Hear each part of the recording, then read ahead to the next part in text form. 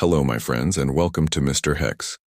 Before we begin, I'd like to let you know that 74.9% of the people watching my videos are not subscribed yet. So please, if you enjoy these stories, subscribe to Mr. Hex, leave a like, and leave a comment. Let's try to reach 1,000 likes and 1,000 comments on this video. Your support means a lot to me and helps me continue uploading new horror stories every day. Thank you for being here, my friends. Now let's begin. There is a particular kind of quiet that only exists above 5,000 feet in the last week of October. And after 11 years at Sable Creek Ranger Station, I could read that quiet the way other people read a room. It was not silence. People who have never lived in real backcountry think that wilderness is silent, and it never is. There is always something. The creek working at its banks, the wind combing the larches, the tick and settle of a building that has been freezing and thawing since 1938. What there is, instead of silence, is a kind of baseline. A hum the mountain makes when nothing is wrong. You stop hearing it the way you stop hearing your own heartbeat, and then one evening it changes by half a note and you look up from your paperwork, with your skin gone tight across your back, and you cannot say why. I want to be clear about that before I tell you the rest, because everything that came after depended on it. I knew something was wrong 4 days before I had a single reason to think so. I wrote it off. That is the part I still turn over at 3 in the morning. And it is the part I would take back if I could take back any of it. My name is Mara Iversen. I was a backcountry ranger for the Forest Service, assigned to the Sable Creek drainage in the Selkirk Mountains of northern Idaho, 31 road miles from the nearest paved surface, and 44 from the nearest town worth the name. In summer, I had 2 seasonal techs and a volunteer. By the 3rd week of October, I had nobody. The seasonals went back to school or to Utah. The volunteer, a retired dentist named Roy who was better in the woods than most people half his age, went home to his wife in Coeur d'Alene. And I stayed, because somebody stays, and because the alternative was an apartment in town with a parking lot view and neighbors who played music through the wall. The station was 2 buildings and a shed. The main building was a log structure with a stone chimney and a green metal roof, put up by the Civilian Conservation Corps when men were paid $1 a day to build things meant to outlast them. It had a front room with a desk, a radio, a wood stove, and a topographic map of the district under scratched plexiglass. Behind that was a bunk room with 4 beds for crews, a kitchen with a propane range, and a bathroom with a shower that produced water at exactly 2 temperatures, neither of them the one you wanted. The second building was a garage that held the district truck, a snowmobile I did not trust, chains, culvert pipe, and 1,100 pounds of things I had been meaning to sort since 2019. I had power from a diesel generator and a bank of batteries fed by a solar array that did nothing useful after the 1st week of November. I had a Forest Service repeater that got me to dispatch in Priest River most days, and a satellite phone that worked in the yard if I stood in the same footprints every time, which I did, and which had worn a bare patch in the grass shaped like a person waiting. I did not have cell service. I want you to understand that too. Not 1 bar, not on the roof, not on the ridge, not anywhere in 11 road miles. Whatever happened at Sable Creek was going to happen without anyone being able to call for help in the way that everyone under 40 now assumes is possible. That October was strange from the start. The larches turned 3 weeks early, all at once, so the whole basin went gold in about 6 days, and then a warm front came up from the southwest and sat on us, and it was 58 degrees on the 21st, which is not normal, and everything smelled wet and rotten and sweet, like a root cellar with the door left open. The elk were wrong that year, too. I did not see a single bull on the winter range that whole month, and I saw cows moving in the middle of the day in tight bunches, heads up, the way they move in July when the wolves are working the drainage. Except the wolves were not working the drainage. The Sable Creek pack had 8 animals in it in June. I had a collar signal on the female through August. In September, I got nothing. In October, I got nothing, and I went out and looked for their tracks in the mud below the beaver ponds where I could always find them, and there was nothing. I filed a report about that. There is a copy of it somewhere in a district office in Sandpoint, dated the 18th, and it says in my own words that the pack appeared to have left the drainage entirely, and I recommended a flyover. Nobody flew over. It was October, And there were fires in Oregon eating the budget, and a wolf pack relocating is not an emergency. It is a Tuesday. It occurs to me now, writing this, that I have never once considered that they were killed. I have always assumed they left. Even at the time, standing in the mud with my hand flat in an old print filling with water, what I thought was, they got out. The Hollis party came in at 3:40 in the afternoon on Thursday the 27th in 2 vehicles, and I heard them from a mile down the road because the second vehicle was a rented Suburban with a bad wheel bearing and it sang the whole way up the grade. I was on the porch when they pulled into the yard, because I had heard them coming for 4 minutes and because I had been sitting there anyway with coffee and the weather printout, trying to decide how seriously to take it. Very seriously, as it turned out. The National Weather Service had a winter storm watch up for the Selkirks and Cabinets from Friday evening through Sunday, with the low tracking in a way that would drag Pacific moisture over cold air already sitting in the valleys.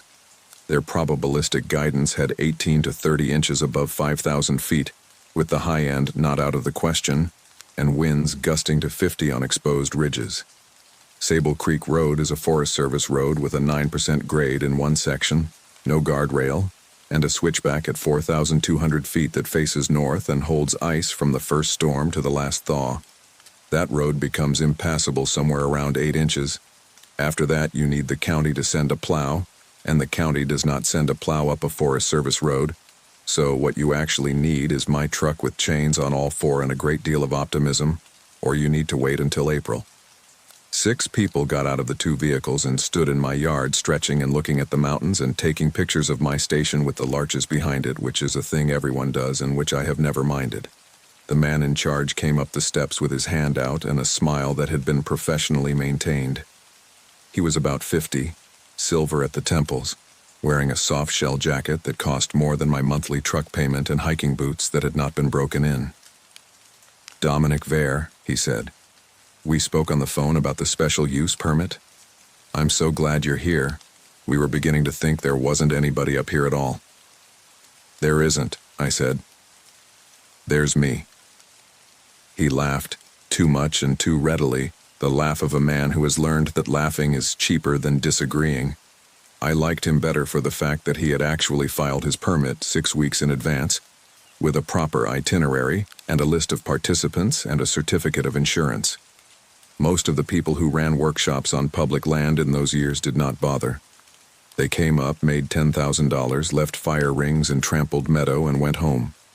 The workshop was called Larchlight, Autumn in the Selkirks, and it was a photography intensive, 4 days, 5 clients, 1 instructor, $1,700 a head plus travel. They were supposed to have come the week before, when the larches were at peak, but Vare had rescheduled because one of the clients had a funeral. So they arrived to a basin that had already dropped half its gold and a forecast with a storm in it. The clients came up the steps one at a time, and I got their names in the register in my own handwriting, which is why I remember them exactly and why I can still see the page. Catherine Bell, 61, from Bellingham, retired school teacher, wool everything, a hat she had clearly knitted herself, and an old Nikon on a strap around her neck that she held with one hand when she walked, the way you would hold a child's hand. She asked me within 90 seconds whether the Pikas were still active this late, and when I said that they were, she looked so purely happy that I decided on the spot that I was going to make sure this woman had a good weekend. Yusuf Adeyemi, 34, Chicago, anesthesiologist, quiet, watchful, dry. He asked one question, which was where the water came from, and when I told him a spring box up the hill, he asked how it was treated, and when I told him it was gravity-fed and tested twice a year, he nodded once like a man closing a file. He had the only really good boots in the group. Priya and Nikhil Raman, 29 and 31, from Vancouver, married 4 months. She was a landscape architect, and he did something with logistics software that he explained twice and I still could not repeat. They took a photograph together on my porch steps with a self-timer while I was writing, and I remember hearing them count down from 3 and laughing when it fired too early. Gene Whitlock, 58, from Great Falls. Widower, 6 months out, though I did not learn that until later and not from him. He had a brand new pack with the tags still on the compression straps, and he had brought a rifle, which he told me about immediately and without being asked, and which I appreciated. He had a valid Idaho tag for elk in a unit that did not include Sable Creek, and he knew it. He wanted to know where the boundary ran.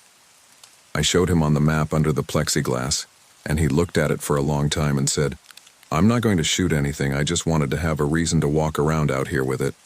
My wife hated that gun. 6 people, 5 clients, 1 instructor. I want to be very precise about this because it became the whole thing later, in the hearing rooms and the phone calls and the sworn statement I gave in a fluorescent-lit conference room in Coeur d'Alene, with a lawyer from the regional office sitting beside me saying almost nothing. 6 people arrived at Sable Creek Ranger Station on the afternoon of October 27th. I wrote 6 names. I counted them twice because I always count twice, because counting people is 90% of what a backcountry ranger actually does. I gave them the talk. Everyone gets the talk. I have given it several thousand times, and I can do it while thinking about something else entirely, which is a skill I am not proud of. Water. Treat everything, even the spring, even though the spring is fine, because the day you stop is the day a marmot dies upstream. Fire. There was a stage 1 restriction, campfires in established rings only, and with the humidity where it was, I honestly did not care much. Food, hang it, or use the bear boxes at 9 Mile and Basin Camp. Wildlife, black bears, no grizzlies confirmed in this drainage, though there had been a verified track in the next one over in 2021, and everyone should carry spray anyway. Moose, which people do not take seriously enough and should. Mountain lions, which people take too seriously, and which had not caused a fatality in this state in my lifetime. Then the weather, which was the part I actually cared about. "There's a storm coming in tomorrow night," I said. "It's a real one. If it does what they're saying, this road is closed by Saturday morning, and it does not open again until somebody with a plow decides to care, and nobody with a plow cares about this road in November. So here's what I'd like you to do."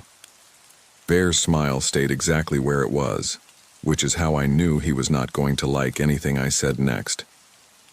"I'd like you to do your 9 Mile Meadow night tomorrow. Go up in the morning, shoot the afternoon and the evening light, camp, shoot dawn, and be back down here by noon on Saturday. Then you drive out Saturday afternoon. You lose 1 day." "We've paid for 4, he said pleasantly. "You've paid for 4 days of this basin, and you're going to get 3 days of this basin and 1 day of sitting in this station eating my oatmeal while it snows sideways and everybody's phone doesn't work. I'd rather you get the 3. Catherine Bell said, "I'd like to see it snow." "You will," I said. "You'll see the front edge of it tomorrow evening, up at the meadow, and it will be the best light any of you have ever photographed, and then you will come down and go home and tell everyone about it. What you don't want is the back edge of it." Yusuf Adeyemi was watching me carefully. "You're being polite about something," he said. "What's the actual risk?" I liked him a great deal after that. "The actual risk," I said, "is that 6 people and 1 ranger spend 4 to 6 days in this building with 1 propane tank, and if any of you has a medical event in that window, you die here. That's it. That's the whole risk. It's not the snow, it's the fact that after Saturday morning I cannot get you out and nobody can get in, and a helicopter can't fly in that, and I'm not a doctor." "I'm a doctor," Adeyemi said. "Then you know what I mean better than I do." He almost smiled. "Yes." Ver took it well in the end, which I have thought about a lot since. He recalculated in about 4 seconds, and then sold the change to his clients as if it had been his idea, as if the compressed schedule were a rare opportunity, a storm front shoot, something they would all be lucky to have. He was good at his job, whatever else he was, and he was a vain man, and a man who cut corners on gear so that his clients would rent from his affiliate links. He was good at his job, and when it mattered, at the end, he did the right thing without pausing to consider it, which is more than can be said for most of us. They pitched 3 tents in the flat above the station that night rather than drive back down to the campground, and I let them, because the permit allowed it, and because it was going to be 9 degrees above freezing and I did not want them driving that road twice in the dark. Ver had a bottle of something, and they sat around the fire ring, and I heard them laughing until about 10. I went out at 10:30 to check the generator, and the laughing had stopped, and I stood in the dark for a while with my hand on the cold shed door. The basin was doing that thing again. I said it before, and I will try to say it better now. It was not that I heard anything. It was that the mountain had gone off its baseline. The creek was where it should be. The wind was moving in the tops of the trees the way it does before a front in long, slow pulls. But underneath all of that there was a hole. A place where sound should have been and was not, the way a missing tooth is a shape in your mouth. It was up the drainage, north, toward the meadow. I stood there for 4 or 5 minutes. My breath went out white and hung in front of me and did not move. Then Catherine Bell came out of her tent to use the outhouse and said, "Oh, you startled me." And I said something about checking the generator, and I went inside and went to bed and lay awake until 1. The call came at 7:15 the next morning, on the Forest Service frequency, from a dispatcher in Priest River named Lorraine, whose voice I had been hearing 3 times a week for 11 years, and whose face I have seen exactly twice. There was an overdue hiker. A man named Theodore Molnar, 63, of Spokane Valley, solo, who had left a trip plan with his daughter saying he was doing the Sable Creek Bitter Ridge loop over 4 days and would be out Wednesday. It was Friday. His car was still at the Bitter Ridge trailhead, which was on the far side of the divide from me, and the crew over there had done a hasty search of the first 2 miles and found nothing. "Can you take the north end?" Lorraine said. 9 mile up to the pass. We're trying to get a flight, but the ceiling's coming down, and honestly, Mara, with what's coming tonight, I know what's coming tonight. So does everyone. That's the problem. We've got nobody. Everybody's already pulled off the hill. I've got a party of 6 here on a special use permit heading up to 9 Mile this morning. There was a pause with static in it. Can they help? I looked out the window. Nikhil Rahman was helping his wife adjust her pack straps and had them crossed wrong. Gene Whitlock was standing very still with his coffee, looking up at the ridge, in the way that people do in the first year. They can keep their eyes open, I said. That's all I'll ask them for. Copy. I signed off and stood there with my hand still on the mic and had the first genuinely bad feeling of the whole thing, the kind you can name. I had walked the 9 Mile trail 11 days earlier. On the 17th, I had gone up to close the vault toilet for the season and pull the trail counter, and on the way back down about a mile below the meadow, I had found a place where something had rolled a log. It was a big log, not enormous. A blowdown fir, maybe 14 inches at the butt, 40 feet long, that had been lying across the slope since before I started. It had been rolled about 3 feet downhill, and the ground under it had been dug at. And I remember thinking, that's a bear, that's a good bear, and taking a photograph of it with my phone for the wildlife file, and feeling pleased. Standing at the radio on the morning of the 28th, I thought about that log for the first time in 11 days, and what I thought was, where did it dig? Because it had not dug under the log. That was the thing my memory had filed and not looked at. The digging had been in a line out from the log, 5 or 6 holes, each about the size of a dinner plate, going up the slope.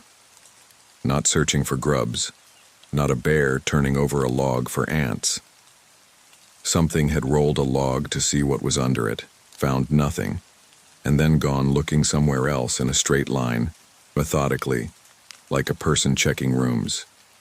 I put my coat on. I told Vare I would be walking up with them as far as the meadow, and then continuing to the pass, and that they should keep their group together and let me know immediately if they saw anything. And I described Ted Molnar from the notes Lorraine had read me. 5'9", 190 pounds, gray beard, green Gregory pack, blue rain shell, and a red wool cap that his daughter said he always wore. The walk up is 4.5 miles with 2,000 feet of gain, and it is beautiful. And that day it was more beautiful than I had ever seen it, which is an unbearable thing to have to remember. The front was still 8 or 10 hours out, but the sky ahead of it had gone the color of skim milk, and the light came under it sideways and made the remaining larch needles glow like something electrical. Catherine Bell stopped every 40 yards. Ver kept saying, "Yes, yes, exactly. That's the shot," in a way that after 2 hours made me want to walk into the creek. We reached the meadow at 11:40. Ninemile Meadow is about 60 acres of wet sedge and beaver pond in a bowl under the north face of Sable Peak, with a stand of old larch on the east side and the designated campsites in the timber where the ground is dry. There is a bear box, a fire ring, and a view that has been on the cover of a magazine. There were 3 tents in the timber. I saw them from 200 yards out, through the trees, and my first feeling was irritation, because there was no other group on my permit that weekend, and someone had come up without registering. My second feeling arrived about 4 seconds later, when I understood the color. They were the wrong color. Not the bright synthetic orange or green or gray of a tent. They were the color of a tent that has been out in the weather for a long time, and they were not standing right. "Stay here," I said. Ver said, "Is that—" "Stay here. All of you. Right here. Nobody moves." I have replayed the next 90 seconds more times than any other 90 seconds of my life. I walked in with my hand on my sidearm, and I did not draw it, and I should have. There were 3 tents. 2 of them were down and 1 was half up, and all 3 had been opened, and I mean opened the way you open a bag of chips. The fabric had been separated in long parallel runs, 4 at a time, from the ridge to the floor. The poles were snapped in the middles of segments, not at the ferrules, which takes real force. One of the tents was a Hilleberg, which is a 4-season tent that costs $1,100, and it had been rendered into 8 pieces. There was no blood. That was the thing I noticed and could not fit anywhere. There was gear everywhere, sleeping bags pulled out and shredded, a stove, a paperback with its spine broken open and its pages fanned in the mud, and there was no blood at all. The bear box was open. Not broken, open. Forest Service bear boxes have a steel latch you have to reach into with your fingers and pull, and it is designed specifically so that bears cannot do it, because bears cannot spread their fingers and pull a lever while lifting. There is no scratching on the outside of that box. I checked. I got down on my knees in the mud, and I put my face 6 inches from that steel, and there was not one mark on it. Somebody had reached in and pulled the lever and lifted the lid. The food was gone, all of it, and the food bags were gone too, which no animal does. I stood up and turned in a slow circle and made myself look at the ground the way I had been trained, in a grid, and that is when I found the boot. It was a hiking boot, an old one, leather, resoled at least once, size 11 or so. It was sitting upright about 15 feet from the fire ring, laces tied, in the exact posture of a boot that somebody has set down neatly at the door of a house. It was full. I did not touch it. I did not have to touch it. It had been off the person for some time. There was frost on the leather. I stood up and walked out of that campsite backwards, and I got about 30 yards, and then I heard something on the far side of the meadow, in the timber above the beaver ponds, maybe 250 yards away. It was a bird. Specifically, it was a raven, doing the deep single knock they do, the wooden talk sound. I have heard that call 10,000 times, and then it did it again and again at a perfectly even interval, and the third time I understood what was wrong. It was too even. Ravens don't do that. Ravens are jazz. This was a metronome, and then it stopped mid-note, not finished, stopped, the way a recording stops. I turned around and walked back to my group at a pace that I hope looked calm, and did not. "We're going down," I said. Ver started to say something about the light. I put my hand flat on his chest, which is not a thing I had ever done to a member of the public in 11 years, and I said, very quietly, so the clients would not hear, "There is a dead man in that campsite, and whatever killed him did it in a way I have never seen. We are going down the mountain right now, and you are going to help me do it without a panic. Do you understand what I'm asking you for?" To his eternal credit, Dominic Vare looked at me for 2 seconds and then turned around and said in a voice of pure sunny disappointment, "Folks, we've got a change of plan. The weather's moving faster than forecast and our ranger wants us down. I know. We'll get the stormlight from the station porch, and I promise you it's better anyway." Catherine Bell said, "Oh, but," and then looked at my face and stopped and said, "Yes, all right." We were moving in 4 minutes. I put Vare at the front with the Ramans and Catherine, and I put Adeyemi and Whitlock at the back with me because Adeyemi was the only one who had already asked the right question and Whitlock had a rifle. We were about 1.5 miles down when the snow started, 3 hours early, and we were about 2 miles down when Gene Whitlock stopped in the middle of the trail and said, "Hold on, where's Nikhil?" He was 40 yards back, standing off the trail on the uphill side, looking at something. I went up to him fast and Whitlock came with me, and Adeyemi stayed with the others, which was the right call, and which nobody had told him to make. Nikhil Raman was a soft-handed man from a city who did logistics software and had bought his rain shell 11 days earlier. He was standing very still, and he was looking at a tree, and when I got to him, he did not turn his head. "Is that normal?" he said. There was a subalpine fir about 8 feet off the trail with a section of bark missing from the uphill side at about chest height. Under the missing bark, cut into the white wood, were marks. Not claw marks. I want to be exact. Bear claw marks are 4 parallel grooves, usually diagonal, usually shallow, usually accompanied by hair and by rubbing and by a great deal of mess. Elk rub trees and it looks like sanding. These were 4 vertical lines evenly spaced, running down about 14 inches, and they were deep, 1/4 inch into green wood. And at the bottom of each line the wood was not torn. It was scooped, curled out in a little shaving that was still hanging there, like the wood had been cut with a gouge.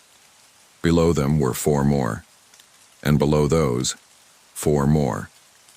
Going down to the ground, and then, when I stepped closer and looked going up, above the first set, another, and another, all the way up that tree as high as I could see, sets of 4 every 14 inches, in a perfect line, up into the branches. I counted 11 sets before the trunk went into the canopy. Whitlock said quietly, "Something climbed that." "Yes." "Something heavy." "Yes." Nikhil said, "There's another one." And there was, 20 feet on a lodgepole, the same, and past that, a larch. We were standing in the middle of it. Once you saw the first one, you saw them everywhere, and the reason we had walked up through them that morning without seeing a single one was that every single set of marks was on the uphill side of the tree, facing north, facing away from the trail as you climbed and toward you as you came down, which meant they had been made by something that was watching the trail from above, and had gone up and down those trunks over and over, moving parallel to the path.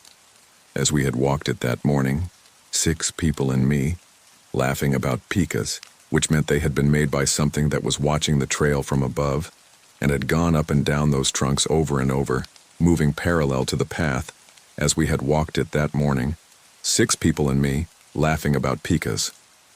"We're going," I said. "Now, Nikhil. Look at me. We are going now, and you are not going to say anything to your wife until we're at the station, and then I will say it. Can you do that?" He was 29 years old, and he had been married 4 months, and he nodded and he did it. He walked down that trail beside her for 2 miles and made conversation. I have thought about that man's 4 minutes of composure more often than I have thought about almost anything else in my life. The snow came on hard in the last mile. Not the light stuff, the real thing, wet and heavy and horizontal, the temperature falling through the 30s as we lost elevation, which is backwards, and which told me the cold air was pouring into the valley ahead of the moisture. We came into the yard at 4:10 in the afternoon. The 3 tents in the flat above the station were already sagging with wet snow. There was 1 inch on the ground and 3 on the roof of my truck, and there were 7 of us. I did not notice at the yard. I want to be honest about that. in the way I have had to be honest with a great many people since.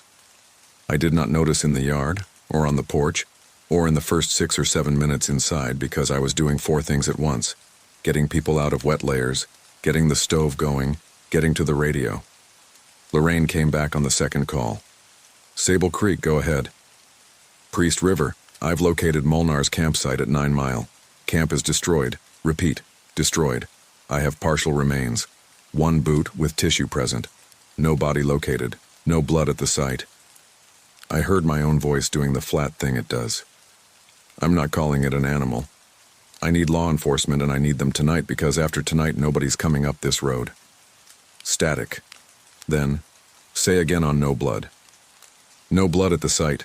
Tent fabric cut in parallel lines. Bear box opened, not damaged. Latch operated. Food and food bags removed. Longer static. Mara. She had never once used my first name on the radio in 11 years. Are you safe where you are? I have 6 members of the public in my station and a storm coming in. I'm as safe as I'm going to get. Get me a deputy. I'll call Bonner County right now. Stand by. I put the mic down and turned around, and the front room of Sable Creek Ranger Station was full of wet coats and steam and people talking too loudly the way people do after a fright. And Catherine Bell was handing out mugs, and there were 7 adults in that room. I counted because I always count. I counted 7. I remember the exact way it felt, and it was not fear. It was the specific vertigo of arithmetic failing. I counted again, going left to right, touching each one with my eyes. Vare by the stove, Catherine at the counter, Priya, Nikhil beside her with his hand flat on her back, Adeyemi in the doorway of the bunk room, wringing out a sock, Whitlock at the window with the rifle in the corner behind him unloaded, action open, because he was that kind of careful. 6. And the man on the end of the bench by the door, with his hands on his knees, watching me. I had never seen him before in my life. He was... And I have to build this the way I actually perceived it, in the order I perceived it, because the order is the point. A man of about 50, medium height, thin. He was wearing a blue rain shell and a red wool cap. Hi, I said. Hi, he said. His voice was fine. That is what nobody ever believes. His voice was completely, entirely fine. I don't think we've met, I said. I don't think we've met, he said and smiled. And it was a warm smile and about a half-second late. Vare said over his shoulder, Oh, Mara, this is Ted. He came in with us. He was up at the second creek crossing. He said he got turned around. And here's the thing that I still cannot fully explain, and that I have had explained to me by 3 separate professionals in 3 separate ways, none of which I accept. I believed him, not the man, Vare. I believed Dominic Vare's account of a thing that had not happened, instantly, without friction, the way you believe someone who tells you it's Tuesday. And more than that, I had a memory, immediately available, of a 7th person walking down the trail behind Whitlock, fuzzy at the edges, undetailed, but there, a shape in the line. I had a memory of counting 7 at the trailhead and finding that correct. That is what it does. I did not understand it that night, and I am not sure I understand it now, but I have had 2 years to think about it, and this is the best I have. It does not make you see something that is not there. It does something much cheaper and much more efficient than that. It makes you not ask. It slides into the part of your mind that handles background bookkeeping, the part that knows how many people are in a room without counting, that recognizes a coworker in a hallway without examining a face, and it puts itself in the ledger as already reconciled. It is not an illusion. It is an administrative error, and the reason I know that is that the error was reversible. It came apart. It came apart because of the exact thing I would have bet on. Not intuition, not a chill down the spine, but paperwork. Because I am a Forest Service employee and there was a man in my station, and my hand was already reaching for the register because everybody gets written in the register. That is not a decision. It is a reflex 11 years deep. I opened the book to the page with 6 names on it, in my handwriting from the previous afternoon. I said, Sorry, I have to get you in the book. Last name? And the man in the red cap looked at the book and did not answer. 2 seconds. 3. In a warm room full of people talking. Then he said, Ted. Last name, though, he said, and smiled again. Half a second late. I have been asked many times what I felt at that moment, and the honest answer is disappointing, so I will give you the true one instead of the good one. What I felt was embarrassment. A hot, stupid, social embarrassment. Because my first interpretation, my instant, automatic, decent person interpretation, was that there was something wrong with this man, that he was impaired, or had a head injury, or was on the spectrum, or was in shock from 3 days lost in the mountains, and that I had just put him on the spot in a room full of strangers and he had failed, and everyone had heard. That is the trapdoor. It is a very good trapdoor. It is made out of our own kindness, and it has been in use for a very long time. I said, That's all right, Ted, we'll do it later. Are you hurt? Are you hurt? He said warmly. Yusuf Adeyemi had stopped wringing out his sock. I know that because I looked at him, and he was looking at the man on the bench, and his face had gone completely smooth. An anesthesiologist's face. The face of a man who has just watched a number on a monitor do something that numbers do not do. Our eyes met for less than a second. Ted, I said, I'm going to have you come sit by the stove and I'm going to take a look at you, all right? You've been out 3 nights and I need to check you for frostbite. Standard procedure. Dr. Adeyemi's going to give me a hand. All right, said the man in Ted Molnar's cap. And he stood up. He stood up wrong. Everybody in that room saw it and not one of them registered it, and I am including myself, because seeing and registering are different systems and only one of them was working properly that night. A person stands up from a low bench in a particular sequence. Weight forward, feet under, hands push or knees extend. There is a hinge at the hips and a lag and a small correction for balance at the top. It is one of the most familiar movements in human life, and you have watched it 1,000,000 times. He went up in one piece, like a photograph of a man sitting being replaced with a photograph of a man standing. He came to the stove. In the light I could see him properly for the first time, and I made myself do it, item by item, the way you inventory a scene. The rain shell was blue and it was Ted Molnar's, and it was too big for him in the shoulders and the sleeves ended 2 inches above his wrists, which is not a thing that happens with a jacket that is too big. The red wool cap was pulled low. Under the shell he had on a fleece, burgundy, women's cut, with a small embroidered logo from a hotel in Whitefish, Montana. His pants were tan canvas work pants, the kind you buy at a farm store, worn through at one knee. They were belted with a piece of orange webbing that I recognized because it was the same orange webbing that outfitters use for raft straps. He had one boot on, the left, a hiking boot, leather, old, risoled. On his right foot he had a running shoe, gray, laces untied. It did not fit and the heel was collapsed under him and he was standing on the back of it. Nothing he was wearing matched anything else he was wearing. Every single item on that man came from a different person. And Catherine Bell, God love her, 61 years old and kind to the bone, said, "Oh, honey, your poor foot. Did you lose a boot in the creek?" "In the creek," he agreed. "Do you want dry socks? Jean, do you have spare socks?"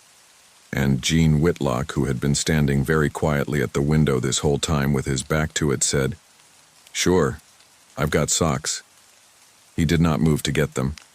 Whitlock was 58 years old and had spent his life in Montana and had buried his wife in April. And he had been the first person in that room to know, before me, before Adeyemi. And he had known it in the yard, and he had not said anything for the same reason none of us had. Because the price of being wrong out loud is so much more visible than the price of being right silently. I got the first aid kit down off the shelf, which put my back to everyone for 4 seconds, which was how long I needed. Because the other thing on that shelf was the sat phone, and beside the sat phone was the box of shells for the station shotgun, and I put my hand on the shell box and slid it into my coat pocket without turning around, and it made a sound like a maraca. And I said loudly, over it, "Somebody put more wood in that stove. It's freezing in here." Nikhil Raman put wood in the stove. I turned around with the first aid kit, and I said, "Ted, sit down here and let's see that foot." And he sat down, and I knelt in front of him and I reached out and took hold of the collapsed heel of that gray running shoe and slid it off. There was no frostbite. There was no foot. I mean that the thing inside the shoe was shaped approximately like a foot, and it was the color of a foot, and it had toes on it, and every proportion of it was wrong in a way that my eyes kept sliding off. The toes were too long and there were too many joints in them, and they were arranged in a curve rather than a line. The heel was small. The whole architecture was built for gripping rather than standing, and it had been forced flat into a shoe, and the skin along the edges was split and dry, and there was no blood in the splits. It was cold. I had my bare hand on it. It was exactly as cold as the room. I did not scream, and I did not let go, and I did not look up, because I had already done the only useful arithmetic there was. 11 feet to the shotgun, 6 civilians between it and me, 1 door, and a man 3 feet away wearing a dead man's jacket. I said, in the flattest, most bored voice I have ever produced, "Yeah, that's fine. Cold, but fine. Doc, come take a look at this and tell me if you agree." Yusuf Adeyemi crossed that room in 4 steps and knelt beside me, and looked, and his breathing changed once, and then stopped changing. "I agree," he said. "It's fine." And he put his hand on the thing's ankle, professionally, and he held it there for a moment, and then he stood up and said, "It's very cold in here. Kath, would you come help me with the kettle?" That is how the two of us moved everyone we could into the kitchen without saying a word out loud. One at a time, on errands. Kettle, blankets from the bunk room. Somebody hold the flashlight in the pantry. Priya, would you count how many bowls there are? It took about 90 seconds, and it worked on 4 of them, and it did not work on Dominic Vare, who stayed by the stove making conversation with the thing in the red cap, because he was a professional host and there was a guest and hosting was what he did. I heard him say, "So where'd you park, Ted? Bitter Ridge?" And I heard the thing say, "Bitter Ridge," in a voice that was warm and interested. And then I heard it say, in exactly Dominic Vare's voice, at exactly Dominic Vare's pitch and cadence, and with his particular Pacific Northwest vowel, "So where'd you park, Ted?" The room went quiet, not gradually, all at once, the way a room does. Vare laughed. 1 syllable, uncertain, the laugh you make when you have decided that something must have been a joke. That's pretty good, actually." "That's pretty good, actually," said the thing, in his voice. And then it said, in Catherine Bell's voice, "Oh, honey, your poor foot." And then in Priya Raman's, "It's beautiful up here." And then, in mine, flat and bored, "Yeah, that's fine." And then it made a sound that was not a voice at all, a low 3-note descending sound, wet, like something being pulled out of mud, and every dog I have ever known would have gone under the porch. Gene Whitlock said very calmly, "Everybody get behind me." He was already reaching for the rifle. He did not get to it. I need to describe what happened next, and I have to do it carefully, because I have been accused of exaggeration by people whose job it was to be skeptical, and because the physical evidence, such as it was, did not survive. It came off the bench without standing up. The distance from the stove to the window was about 14 feet. It crossed it in under a second, and it did not run. It went across the floor and up the wall, and it did that with the 4 fingers of each hand hooked into the chinked logs. And that is when I finally understood the trees. It hit Gene Whitlock from above. He got a shot off. I have to say that, because his daughter asked me and I told her, and it mattered to her. The rifle was a 30-06 and it was unloaded with the action open when the evening started, and Gene Whitlock had loaded it at some point in the previous 10 minutes, without any of us noticing, which means he knew, which means he had been standing at that window for a quarter of an hour deciding whether he was crazy, and had decided he did not care. He fired once, into it, at a range of about 4 feet. It went through. There was a hole in my wall for the 6 months the building remained standing, and there was a corresponding hole in the thing, and I saw it, and it did not matter at all. What came out of that hole was not blood. It was dark, and it was slow, and it looked like sap. Then it took him apart. I am not going to write down what that looked like. I have described it under oath once, in a room with a stenographer, and I said afterward that I would never do it again, and I have kept that promise to myself, and I am keeping it now. I will say only this, because it is the part that mattered, and it is the part that lets you understand what we were dealing with. It did not kill him in order to eat him. Eating came later, and eating was not urgent to it. It killed him first, and it killed him fast. And then it turned around to look at the rest of us, and it was smiling with a mouth that was no longer the shape a mouth is. It was choosing. I had the shotgun by then.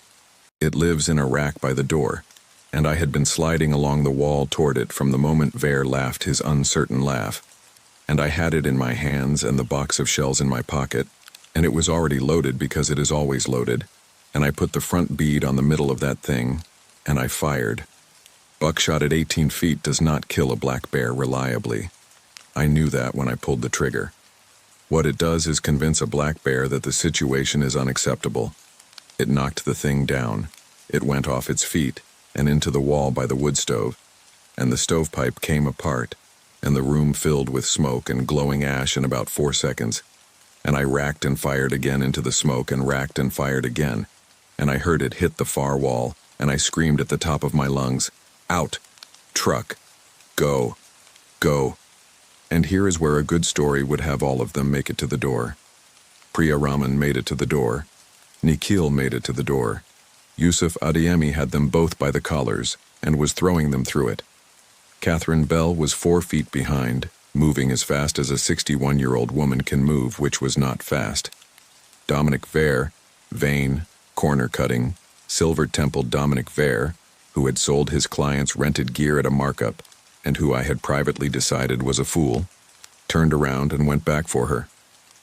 He got her by the arm. He got her 2 steps. The smoke came apart in the middle.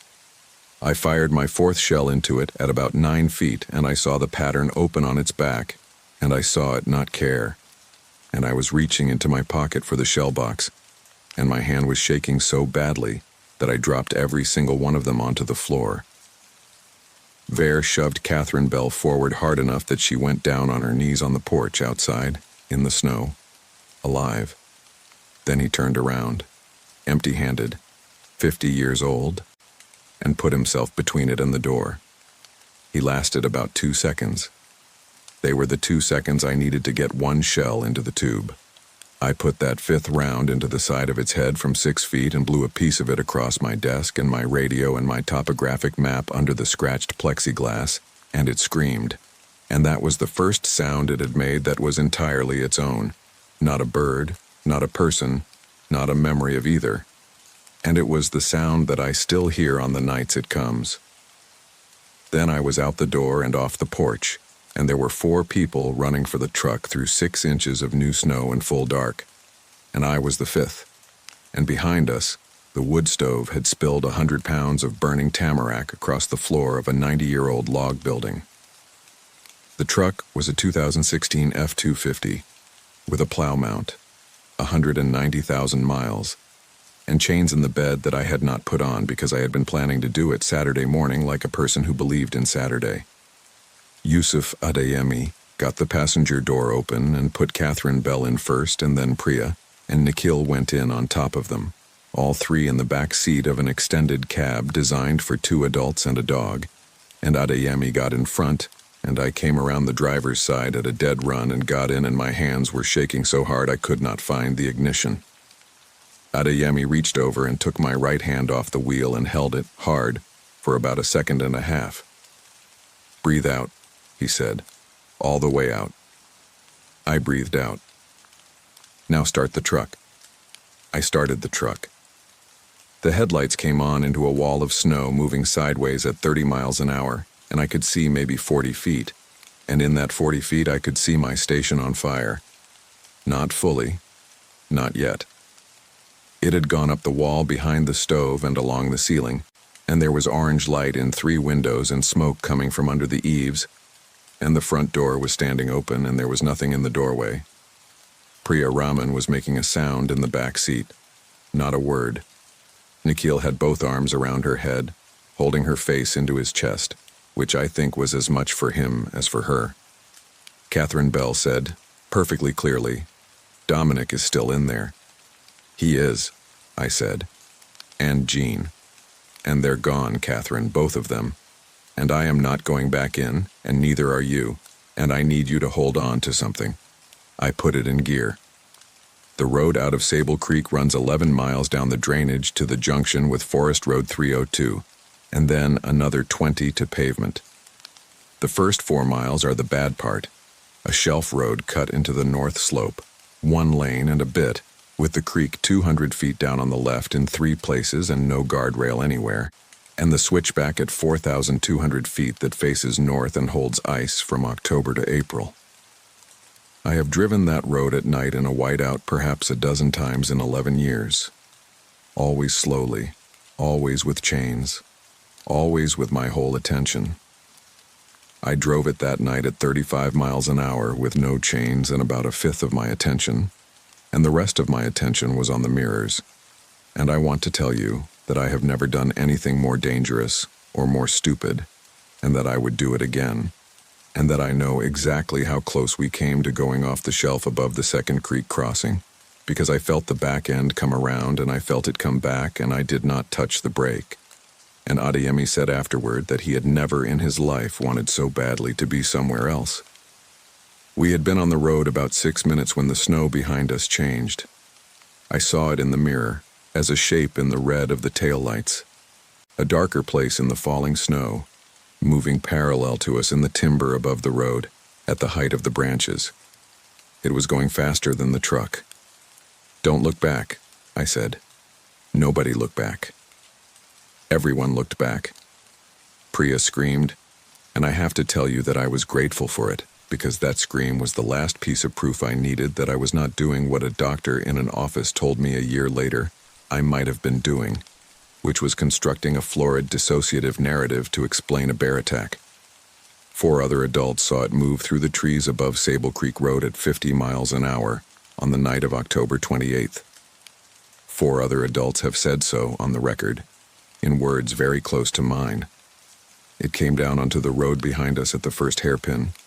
In the mirror in the red light, for about a second and a half, I saw it properly for the only time. Out of the smoke, out of the low light of a room, out of its clothes. It had lost the jacket somewhere. It was running on all 4s and its back legs came up outside its front ones the way a hare's do. And it was the color of wet bark. And it was the size of a man only if you insisted on measuring it that way. Its head came up and it looked into the light. The face was almost entirely human. That is the part I cannot get out. Not the size, not the limbs, not the speed. The face, in my taillights, in the snow, was the face of a tired man in his 50s, and it was making an expression, and the expression was effort. The ordinary, recognizable put-upon strain of somebody running hard for a bus. Then it was in the ditch and gone from the mirror, and something hit the back of the truck hard enough that the whole vehicle stepped 6 inches sideways on the snow. Adeyemi said, "Left! Left!"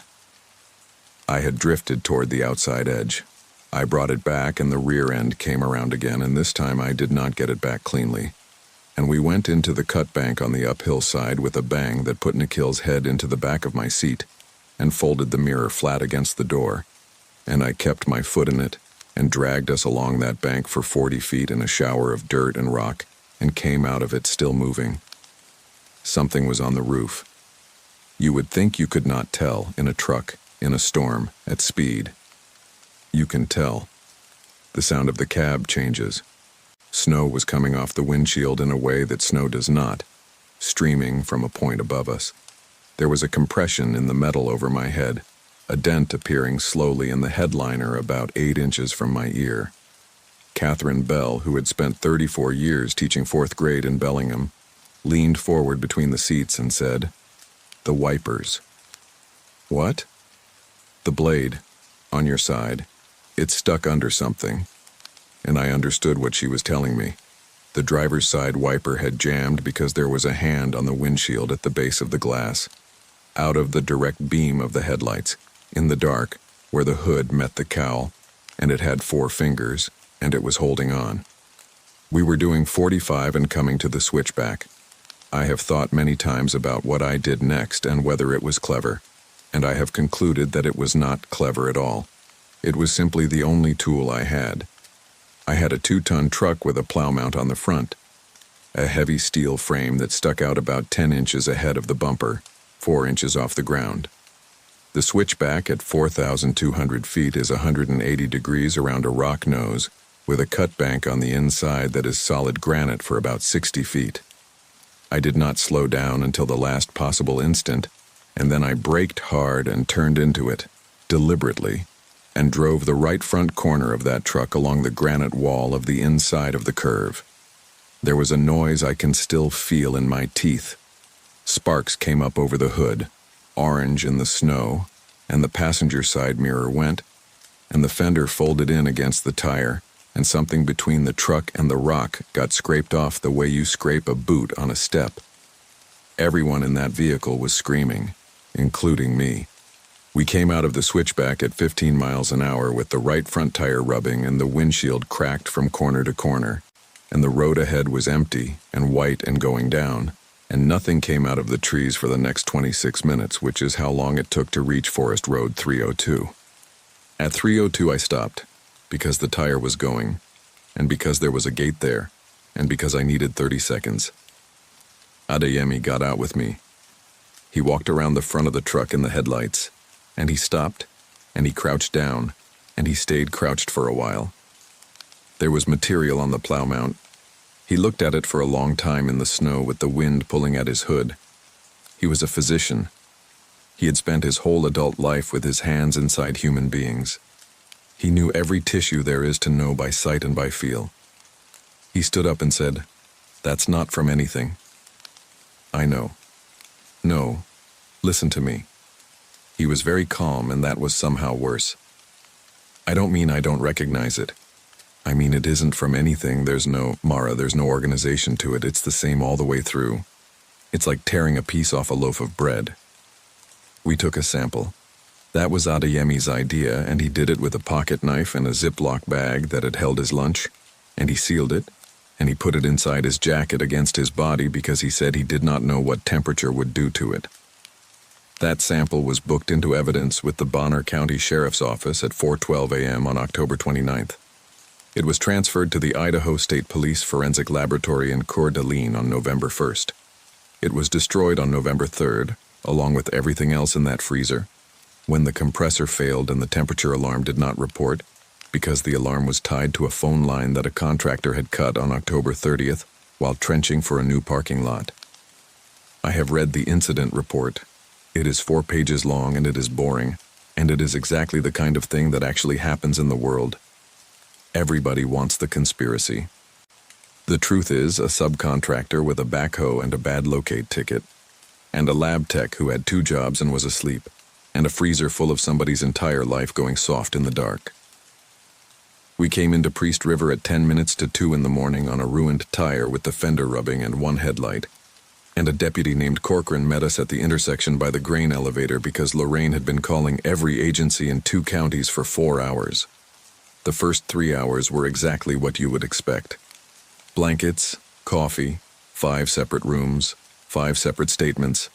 They kept us apart, which was correct procedure, and which turned out to be the single most important thing anyone did that night, because it meant that 5 people who had not conferred described the same thing. Not identically. Not even close. Catherine Bell described a man in a red cap who was not right in the head, and a bear, and she held on to the bear for about 2 weeks before she let go of it, and I do not blame her. That woman had been 6 inches from it, and her mind had built her a door, and she used it. Priya described something with too many joints. Nikhil described the trees and the marks, and drew them, and his drawing is in the file. Adeyemi gave a statement that reads like a clinical note. 4 pages, no adjectives, and it is the most frightening document I have ever read in my life. And I gave mine, and I got to the part about the voices, and I watched Deputy Corcoran's pen stop moving. I know exactly what happened next, because it is what always happens, and because I have since met 4 other people it happened to. They believed us about a death. That was easy. There were bodies, or there would be. They believed us about the campsite at 9 Mile. They believed us about the fire. They did not believe us about the thing, and they could not. Because to believe us about the thing would have required a system built out of forms and chains of custody and probable cause to accept a category that does not exist anywhere in the system. There is no box for it. There is no evidence code for it. A deputy sheriff in a rural county at 3 in the morning cannot write non-human predator capable of vocal mimicry on a form and send it upstream and still have a career. So the file went where files like that go. 2 men died at Sable Creek Ranger Station on the night of October 28th. Theodore Molnar died at 9 Meadow sometime between October 24th and 27th. They recovered enough of him in the spring to bury. The official cause of death for all 3 was determined to be an attack by an unidentified large predator, with the Molnar death listed as probable bear, and the Sable Creek deaths listed as undetermined predator with a note about possible post-mortem thermal damage because the station burned to the ground, and there was no station left by the time the road opened. The station burned. That was 90 years of Civilian Conservation Corps craftsmanship, and a stone chimney and my clothes in the district's paper archive going back to 1938, and 11 years of my life, and all of the physical evidence. Everything that could have been checked was in one of 3 places: that building, that freezer, or that mountain under 4 feet of snow until May. By May, there was nothing to find. I know because I went and looked. I went up there in June with no authority whatsoever, off the payroll, on my own time. And I walked the 9 Mile trail from the bottom to the meadow looking for 11 sets of 4 vertical marks 14 inches apart on the north side of subalpine firs. I found 3 trees. They were healing. Trees do that. The wood had swollen out around the gouges and there was pitch, and it looked, if you did not know, like something a bear had done years ago. I photographed them anyway. I have those photographs. I have shown them to people and people say, huh, and then they change the subject, and I have learned to let them. Here is the part I have never told a reporter, because it is the part that stops being a horror story and starts being something worse, which is a history.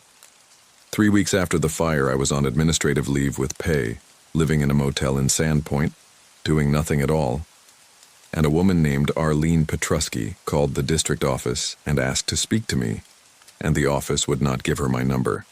So she wrote a letter and had it forwarded, and it reached me on the 19th of November. Arlene Petrusky was 81 years old and lived in Medline Falls, Washington, and she was the daughter of a man named Elias Ward. Elias Ward was the district ranger at Sable Creek from 1968 to 1974. He walked out of the station on the 11th of September 1974, at the end of a season in which 2 hunters and a woman berry-picking near the 9 Mile trailhead had disappeared, drove to his sister's house in Newport, and never went back into the woods again. He sold his rifles. He died in 1996 of a stroke. Her letter was 2 pages, handwritten, and it said, in effect, I read what happened to you in the paper. My father kept a book. I would like you to have it, because I have had it for 28 years, and I am too old to keep it any longer. And because I think you are the only person alive who will read it and not think what everyone thought about my father. I drove to Medline Falls on the 22nd. The book was a Green Forest Service field notebook, the old kind, waxed cover, about 4 inches by 7, of a type I have carried 100 of. It contained 6 months of ordinary entries: trail miles, weather, a culvert washout, a note to order more Pulaski handles. And then, starting in July of 1974, Something else written in the same hand, in pencil, in the margins, and on the backs of pages. I am not going to reproduce all of it, but I will give you the parts that matter, in his own words, because his words did something to me that I have not been able to undo. The first one is from July, and it says only, elk gone from the park meadows. No wolves in the drainage since May. Ask Hollis about this. I sat in Arlene Petruski's kitchen and read that line 4 times. Later in August, after the first hunter went missing, there is an entry about a campsite at what he calls the 9-mile flat, and he describes destroyed tents and food bags removed, and he writes, "No blood anywhere. This is what I cannot get past." And then, in the last week of August, there is this. It came to the door twice tonight. It knocked. It has learned to knock, and it is careful about it 3 times in a pause, the way a decent person knocks. When I did not open it, it said, "Elias," in Meg's voice. I have not heard my wife's voice in 4 years. I did not open the door. God forgive me for what I felt when I did not open the door. And then on the 7th of September, 4 days before he walked away for good, I have been thinking about it wrong the entire time. I have been asking what it is. The question is what it is for. It does not hunt like a bear or a cat. It does not take the sick or the young or the slow. It takes people who are alone, and it takes them where nobody sees, and then it puts on their clothes and walks in among the rest, and it is patient. That is not hunting. That is herding. It has been working this drainage since before the road went in, and it will be working it after. We are not encountering it. We are living in it. And underneath that, in different pencil, pressed hard enough to tear the paper, it is not the only one. Arlene Petruski sat across the table from me while I read it and did not say anything at all until I closed the book. Then she said, "He wasn't a drinker. Everyone said he was after. He never had a drink in his life." "I know," I said. "How do you know?" "Because I know what it costs to say it out loud, and he said it in a book he never showed anybody, and that's what a sober man does." She cried a little. So did I, which I had not done yet, not once, not in 3 weeks. Then she said the thing that I have carried around ever since, the thing that reframed the entire month for me and that I did not understand until she said it.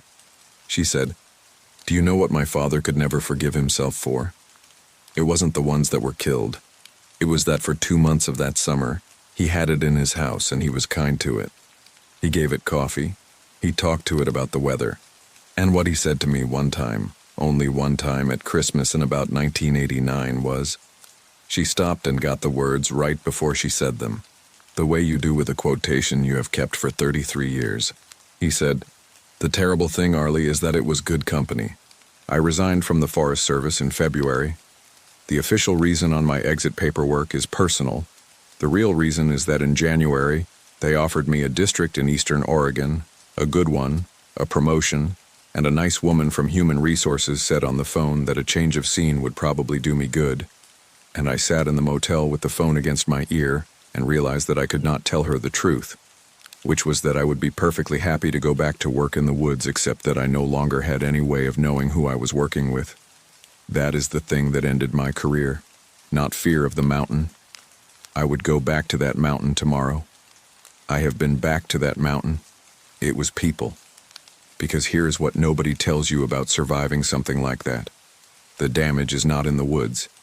The damage is that a piece of software in your head has been shown to be unreliable, and you cannot uninstall it, and you cannot trust it either. Every human being runs a constant background process that says that is a person.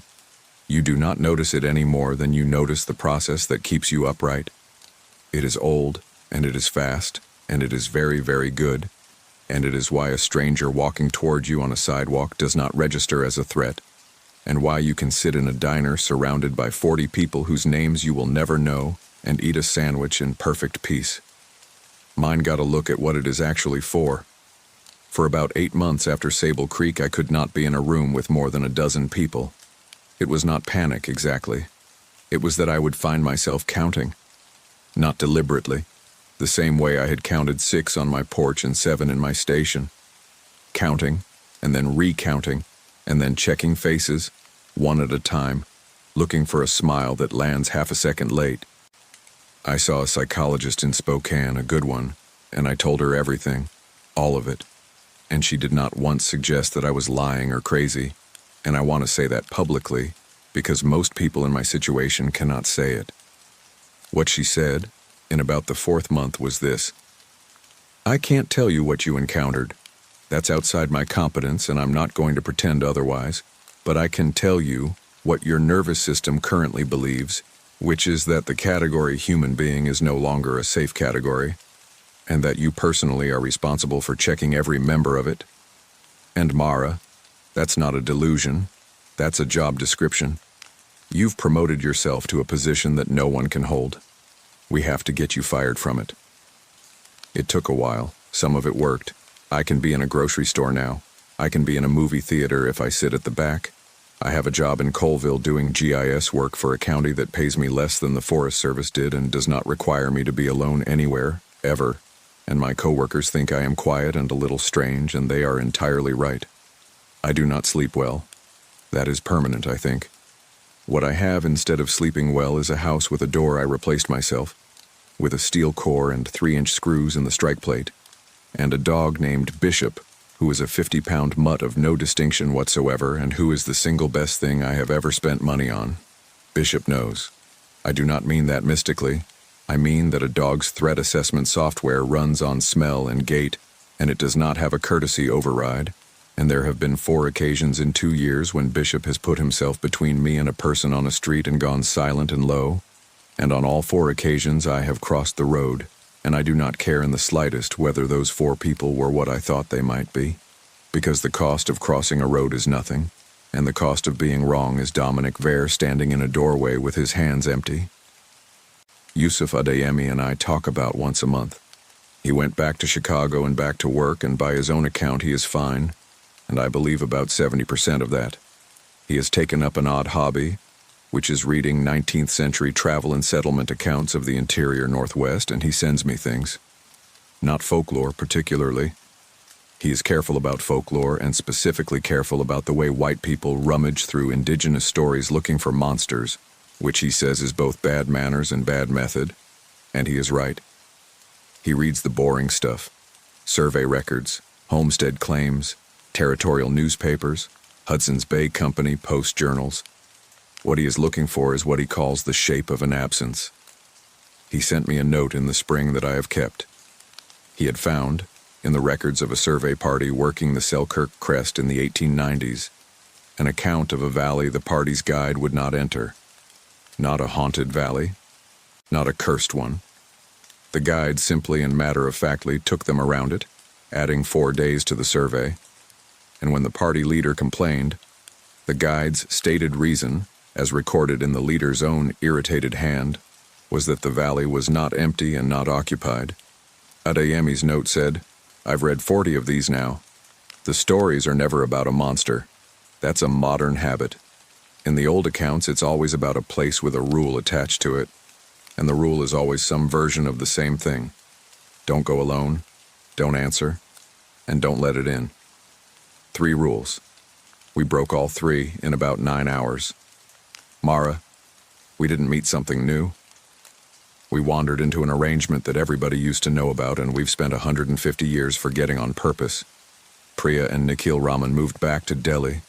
She wrote me once a beautiful letter and asked me not to write back, and I have honored that. Catherine Bell died in her sleep last March at 63 of a cardiac event, in her own bed in Bellingham. Her niece called me. She said Catherine had talked about me often. She said Catherine had gone back to the mountains twice in the last year, with a group to photograph pikas, and that she had been happy.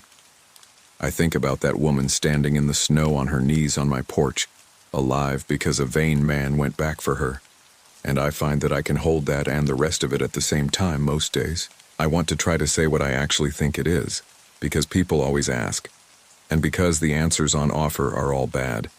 I do not think it is a ghost or a demon, and I have no religious framework that improves the situation. I do not think it is an alien.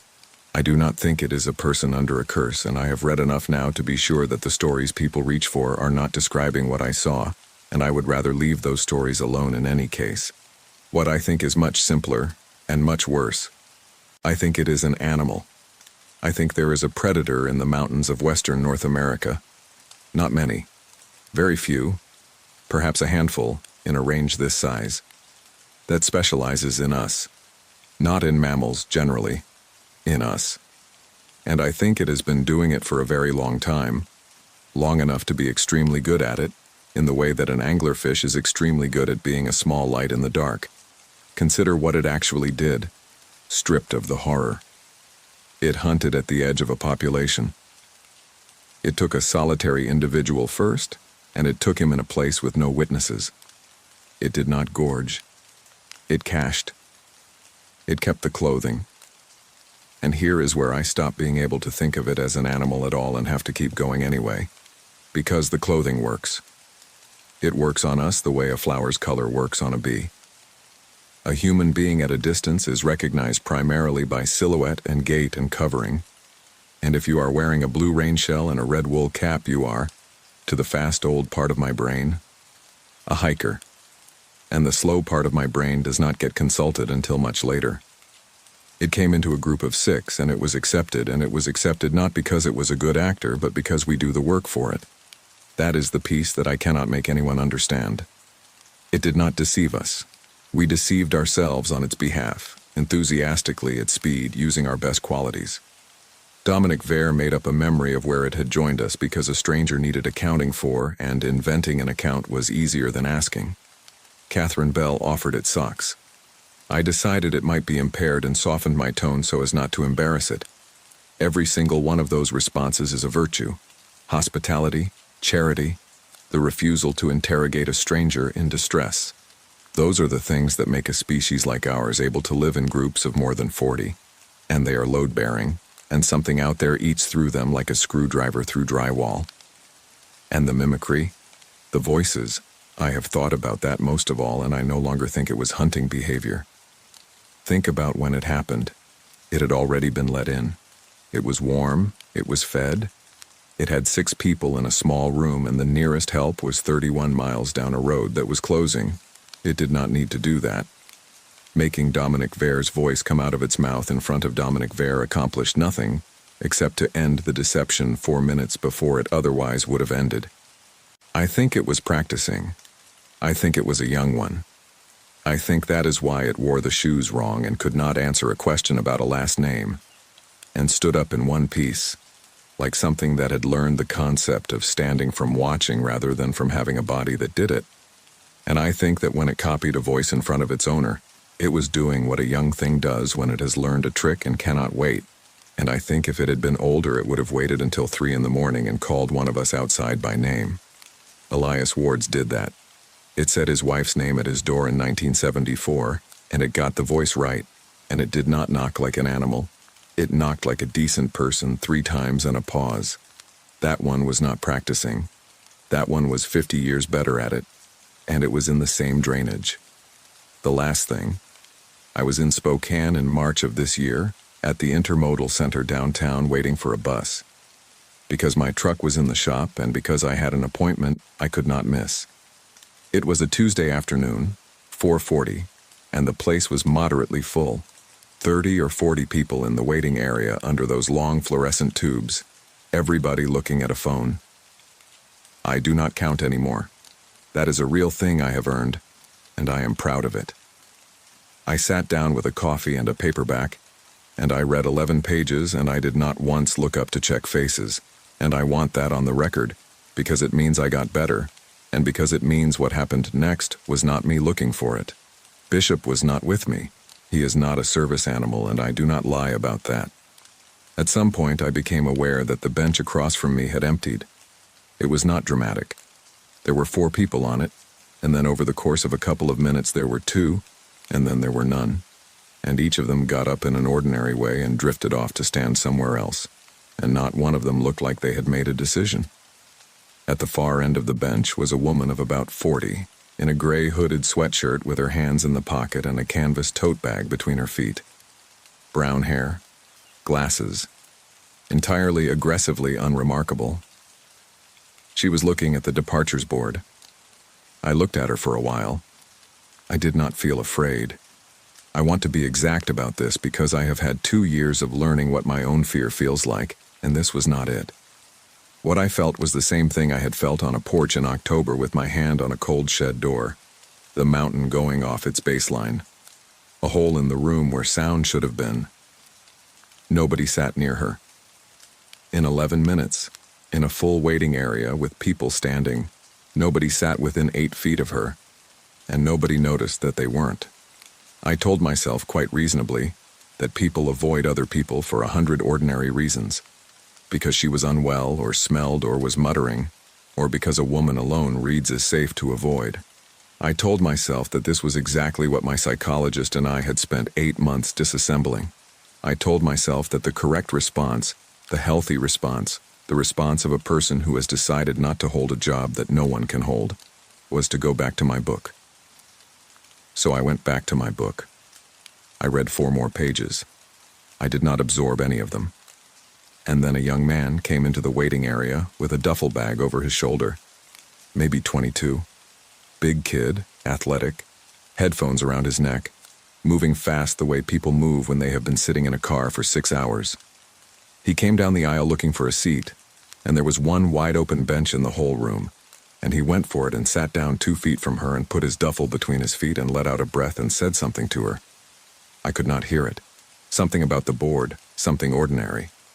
And she turned her head and smiled at him. It was a warm smile. It was about half a second late. I stood up.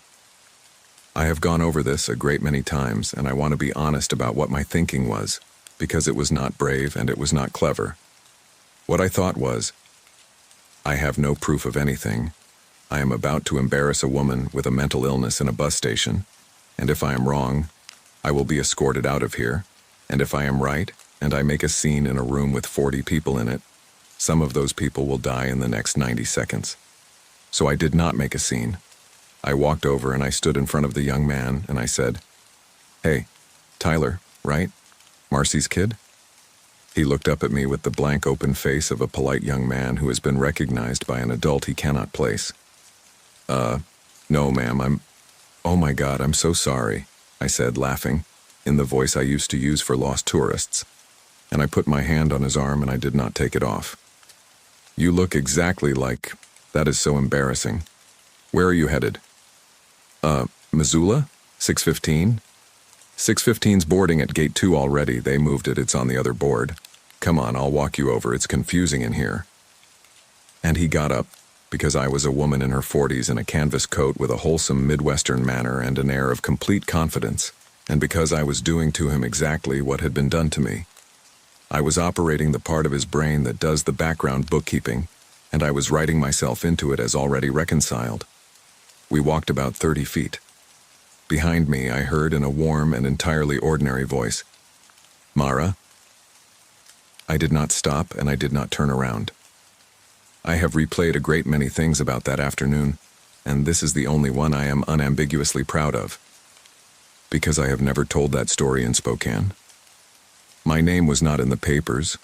The Forest Service withheld it, and the Sheriff's Office withheld it, and I have never given an interview under it. I was wearing no badge and no name tag, and I had not said one word out loud in that building. And it was not the voice of the woman in the gray sweatshirt. It was Gene Whitlock's voice, the last voice he used, calm and level and flat, saying, "Everybody get behind me." Only it wasn't saying that. It was saying my name, and it had been carrying that voice around for 2 years and 4 months, keeping it, the way you keep a key to a house you intend to go back to. I put the kid on a bus to Missoula. I stood at the gate until it pulled out. Then I walked 6 blocks in the wrong direction with my hand in my pocket around nothing at all, and I got a cab, and I went home to my dog. The bench was empty when I looked back once from the door. I do not know where she went. I've gone back to that station 4 times since at the same hour, and I have never seen her, and I am aware that this proves nothing either way. I do not have an ending for you. That is the honest part, and I think it is the only genuinely useful part. What I have instead are 3 rules that a guide gave a survey party in the 1890s. which cost that party 4 days, and which they resented. Don't go alone, don't answer, and don't let it in. I would add a fourth, which is mine, and which cost more than 4 days. When the arithmetic in a room comes out wrong, believe the arithmetic, not the room, not the story you assemble in 4 seconds to make the room make sense. You are astonishingly good at making that story, and it is the most dangerous thing you do. If you counted 6 people up a mountain, and there are 7 coming down, you do not have a bad memory. You have a guest. My name is Roger Brown, and what happened to me in the Wind River Range of Wyoming during the autumn of 2004 still haunts me 20 years later. I've never spoken about it publicly until now. The official report said it was a bear attack, that my partner and I were victims of an unusually aggressive grizzly. The Park Service accepted that explanation because it was easier than confronting the alternative. But I know what I experienced out there in those mountains, and no amount of rational explanation can erase the memory of those 3 days. I'd been working as a park ranger for 6 years by then, stationed at various posts throughout the western United States. The Wind River assignment was supposed to be my reward, a promotion of sorts. I'd requested it specifically. Most rangers dreaded the isolation of the Wind River Reservation territory, the vast, unforgiving wilderness that stretched for hundreds of square miles, much of it unmapped and untouched by modern civilization. But that isolation was exactly what drew me to it. I was 34 years old that year, divorced for 2 years, and still carrying the weight of a failed marriage like a stone in my chest. The mountains offered something my life in the suburbs never could. Silence. Not just the absence of noise, but true, profound silence. The kind that lets you hear your own thoughts without the constant buzz of civilization drowning them out. Out there, among the pine and granite, I could breathe. The Wind River Range isn't like Yellowstone or the Grand Tetons. Tourists rarely ventured into our territory. The terrain was too rugged, the trails too poorly maintained, and the weather too unpredictable. We'd get a handful of experienced backpackers each season, maybe some hunters during the appropriate months, but for the most part, the vast majority of the range remained pristine and empty. That was how I liked it. I wasn't alone that October day. My partner was a younger ranger named Gordon Hayes. He'd transferred from a station in Montana about 14 months earlier, eager and competent, though still green when it came to the truly remote areas of the backcountry. Gordon was 26, fresh-faced, with that earnest quality that made him take everything seriously. He followed protocols to the letter, maintained his equipment with obsessive care, and approached each patrol like it might be his last. At first, I found his intensity exhausting, but over time, I came to appreciate his thoroughness. In country this remote, one mistake could kill you. A twisted ankle 20 miles from the nearest road could become a death sentence if you weren't prepared. Gordon understood that, even if his understanding came more from textbook knowledge than hard experience. We'd set out before dawn on October 17th, a Tuesday. The assignment was routine, a multi-day patrol through the northwestern quadrant of our territory, checking for any signs of illegal hunting, inspecting the few backcountry campsites for damage, and generally maintaining a presence in areas that might otherwise go months without seeing another human being. The weather forecast called for clear skies and temperatures in the low 40s, ideal conditions for covering ground. The first day passed without incident.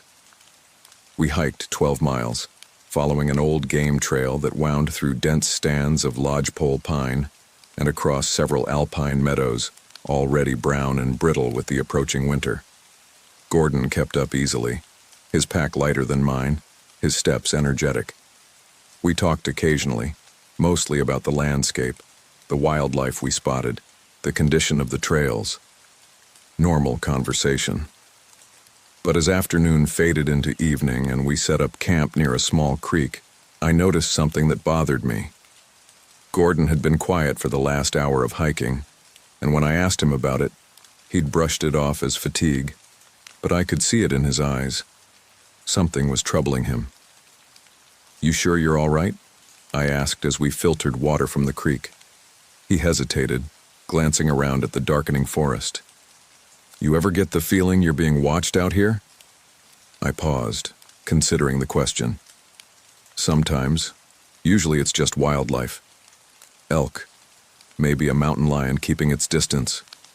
Why?" "I don't know."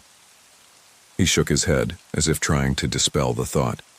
"Probably nothing, just this place feels different than anywhere else I've worked." "Different how?" "Heavier, maybe. Like the air itself has weight." He laughed, embarrassed.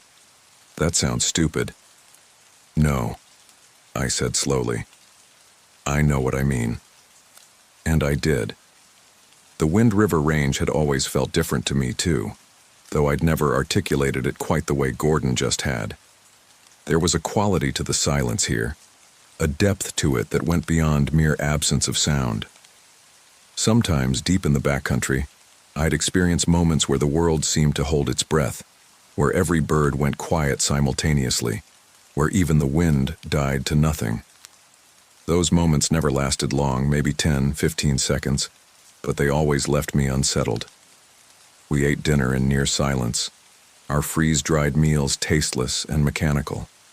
Gordon turned in early, claiming exhaustion, but I stayed up for another hour, keeping the fire going and listening to the night sounds.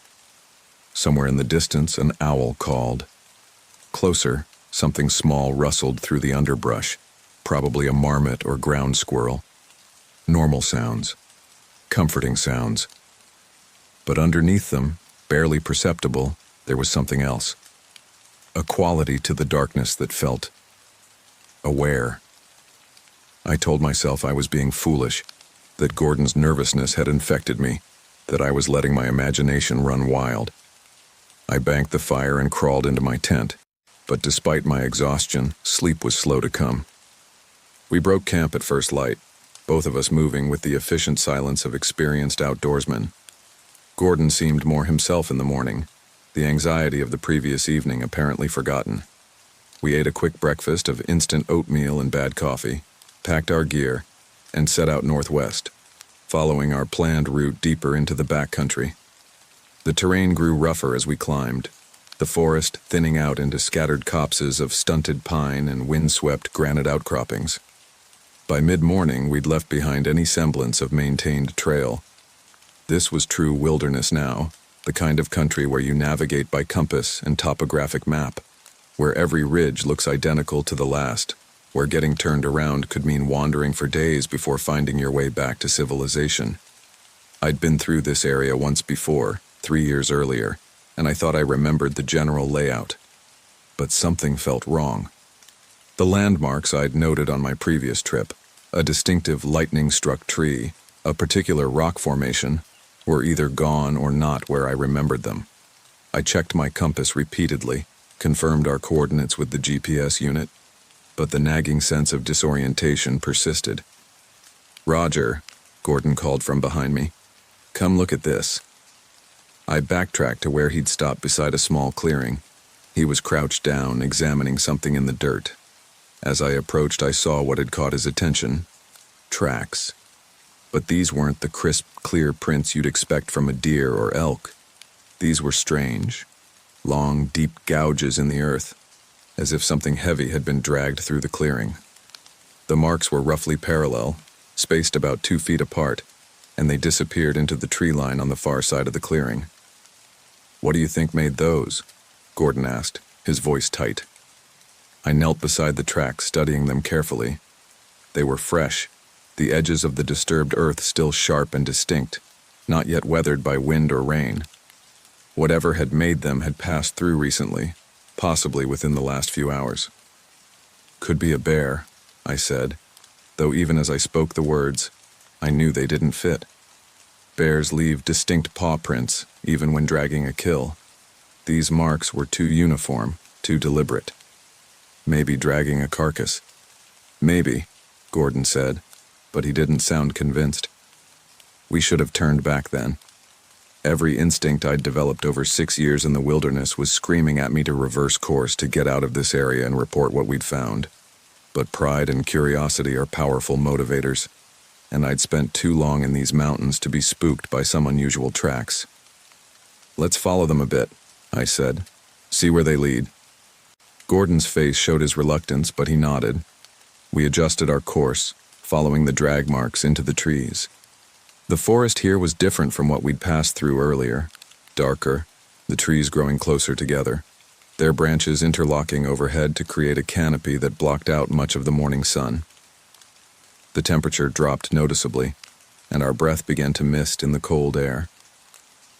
The tracks led us deeper into this shadowed woodland, winding between massive pine trunks and overfallen logs. Several times we lost the trail entirely, only to pick it up again a few yards away. Whoever, or whatever, had made these marks had been moving with purpose, heading in a generally northwest direction, deeper into the most remote section of the range. After about 40 minutes of following the tracks, we entered a small valley I didn't recognize from any of my maps. It was a natural depression in the landscape, enclosed on 3 sides by steep granite walls and accessible only through the narrow gap we'd just passed through. The valley floor was maybe an acre in size, covered in sparse grass and scattered boulders. And it was here that the tracks ended. Not gradually, not fading out as they might if whatever made them had simply changed direction. They just stopped, mid-stride, as if whatever created them had simply vanished into air.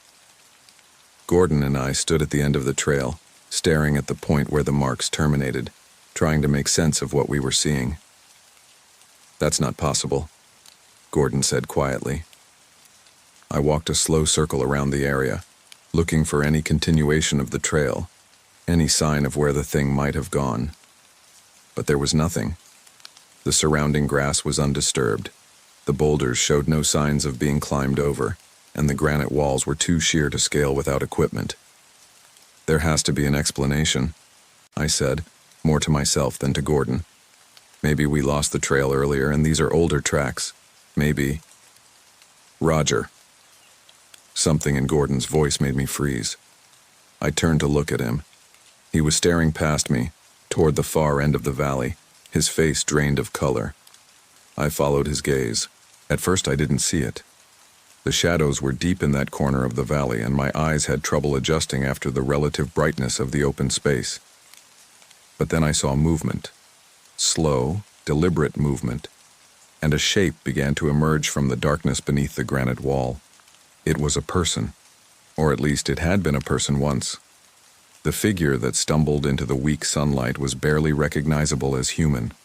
It was hunched over, moving with a lurching, uneven gait that suggested severe injury or illness. The clothes it wore were torn and filthy, hanging in tatters from a frame that seemed impossibly thin. But it was the smell that hit me first. Even from 50 yards away, I could smell death and decay, the sickly sweet stench of rotting flesh. "Hello?" I called out, my hand instinctively moving to the radio on my belt. "Are you hurt? Do you need help?" The figure stopped. For a long moment, it remained perfectly still. Then, slowly, it turned its head toward us. I wish I could forget what I saw in that moment. I wish I could convince myself it was a trick of the light, a hallucination brought on by altitude and exhaustion. But the images burned into my memory with perfect clarity, a face that was wrong in ways I still struggled to articulate. The features were human, eyes, nose, mouth, but their proportions and positions were subtly off, as if someone had tried to recreate a human face from memory and gotten the details wrong.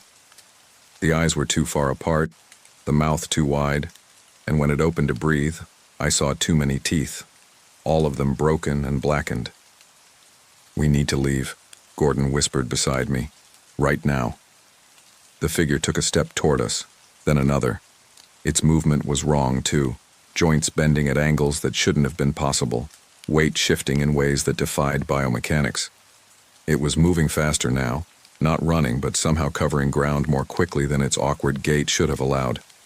I didn't argue with Gordon. We turned and ran. The narrow gap we'd entered through seemed impossibly far away. My pack bounced heavily on my back, throwing off my balance, and I nearly went down twice on the uneven ground. Behind us I could hear the thing following. Not footsteps exactly, but a dragging, scraping sound, like something being pulled across stone. We burst through the gap and back into the forest, branches whipping at our faces as we crashed through the undergrowth. I'd lost all sense of direction. All that mattered was putting distance between us and whatever that thing was. My lungs burned, my legs screamed in protest, but terror drove me forward. I don't know how long we ran. It could have been 10 minutes or an hour. Time lost all meaning in that headlong flight through the trees. Eventually, Gordon grabbed my arm, forcing me to stop. We stood doubled over, gasping for breath, listening. The forest was silent. Not the natural silence of a calm day, but the absolute absence of sound that meant something was wrong. No birds, no insects, no wind rustling the branches, just our labored breathing and the hammering of my heart. "Did we lose it?" Gordon panted. I shook my head, not in negation but in uncertainty. I had no idea where we were, where the thing was, or even which direction we'd come from. I pulled out my compass with trembling hands, but the needle spun uselessly, unable to find north. "The compass is broken," I said, hearing the panic in my own voice. Gordon checked his GPS unit, but the screen showed only an error message. No satellite connection, no position data. Both of us tried our radios, but we got nothing except static. We were lost in the wilderness, our equipment failing with something hunting us through the trees. And as the afternoon sun began its descent toward evening, I realized with growing horror that we had perhaps 3 hours of daylight left. 3 hours to find shelter, to make sense of what was happening, to survive whatever darkness would bring. I forced myself to think rationally despite the fear that threatened to overwhelm me. Panic would kill us faster than anything else out here. I'd survived worse situations, or at least I'd always told myself I had, but nothing in my training or experience had prepared me for this. "We need to find high ground," I said, trying to keep my voice steady. "Get oriented, figure out where we are." Gordon nodded, his face pale but determined. We chose a direction, mostly at random, since our instruments were useless, and began climbing. The terrain grew steeper, forcing us to use our hands as much as our feet, scrambling over lichen-covered boulders and through thick stands of pine. As we climbed, I became aware of a new problem. We were being followed. Not closely. Whatever was tracking us was keeping its distance, staying just out of sight. But every few minutes I'd hear a sound that didn't belong. A branch breaking where no wind blew, a scatter of pebbles displaced by something moving through the rocks above us, or that same dragging, scraping sound we'd heard in the valley. Gordon heard it too. I could see the tension in his shoulders, the way his head swiveled constantly, trying to pinpoint the source of the sounds. Once he started to speak, but I held up a hand for silence. In country like this, sounds could carry for miles, and I didn't want to give away our position any more than necessary. We reached a ridgeline just as the sun touched the western peaks. From our vantage point, I could see for miles. Rolling mountains covered in dense forest, broken by occasional alpine meadows and bare granite slopes. But nothing looked familiar. The landmarks I should have recognized were either hidden by the terrain or simply not there.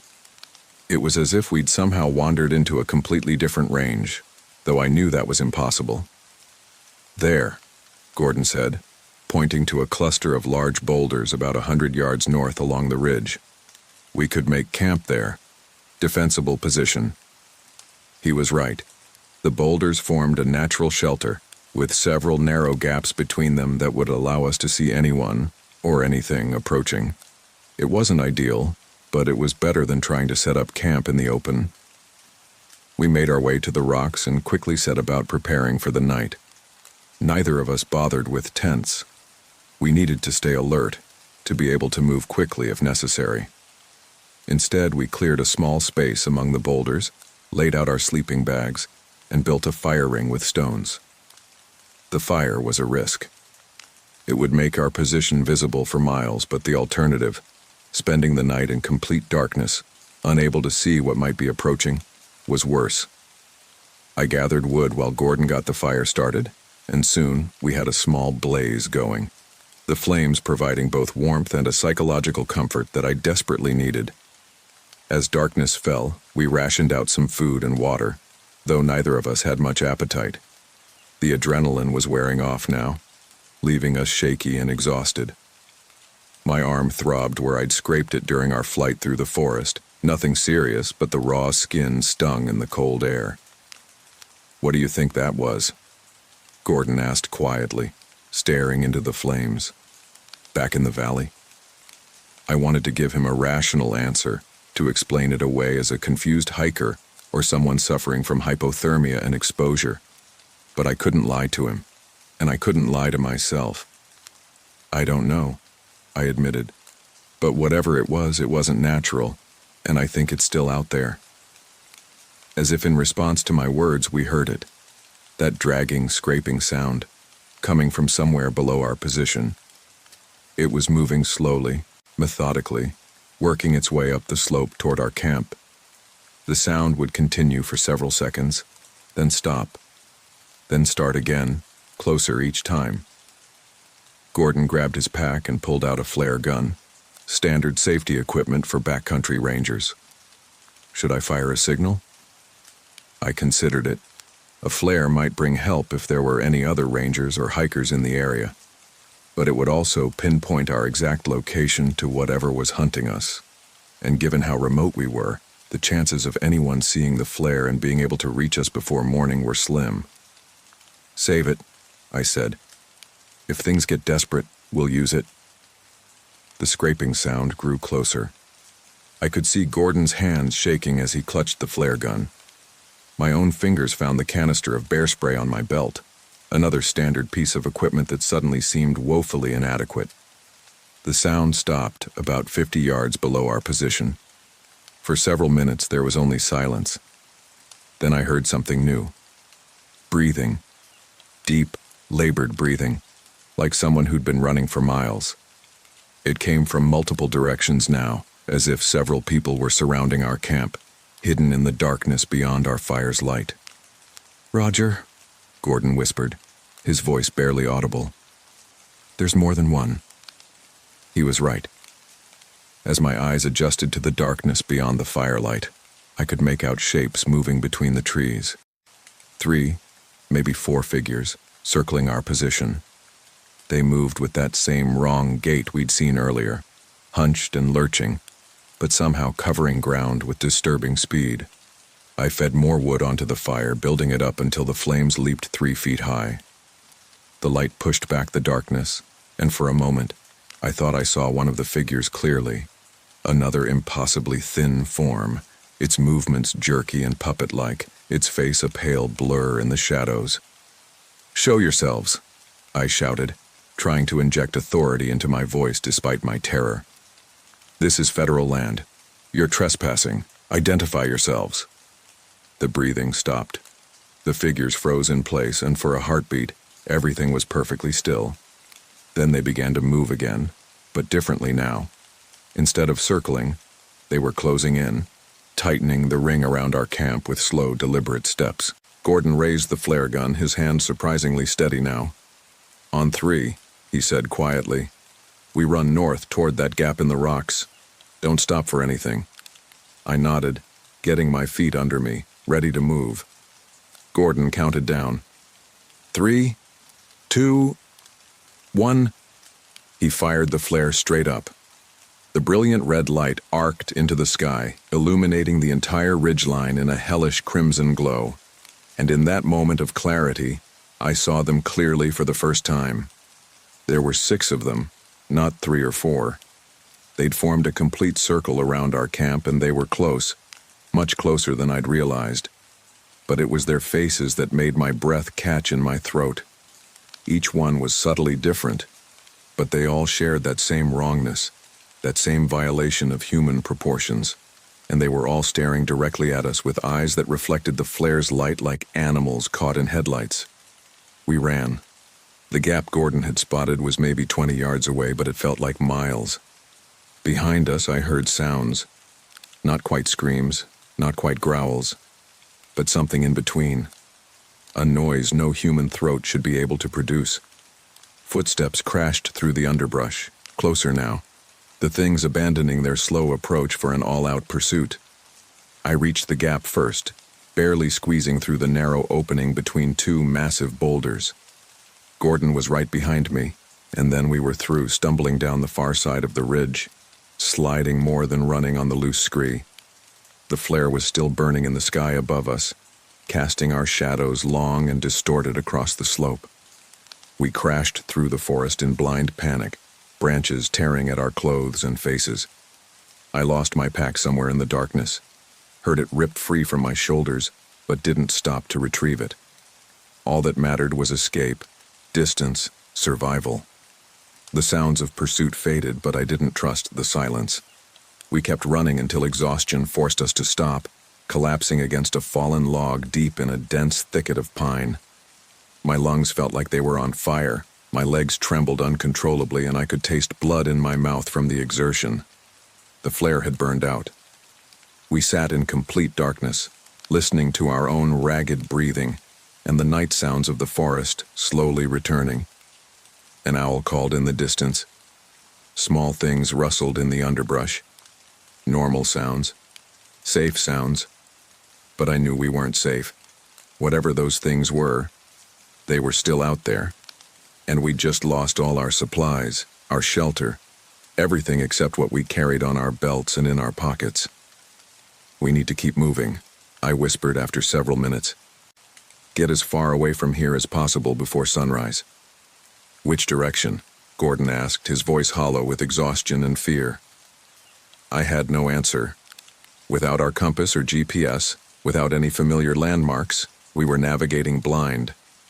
All I knew was that we needed to get lower, to find water, to make our way back toward anything resembling civilization. "Downhill," I said finally. "Water flows downhill. If we can find a stream, we can follow it to a river, and rivers eventually lead to people." It was a plan of sorts. We hauled ourselves to our feet and began walking, moving slowly and carefully through the darkness, testing each step before committing our weight.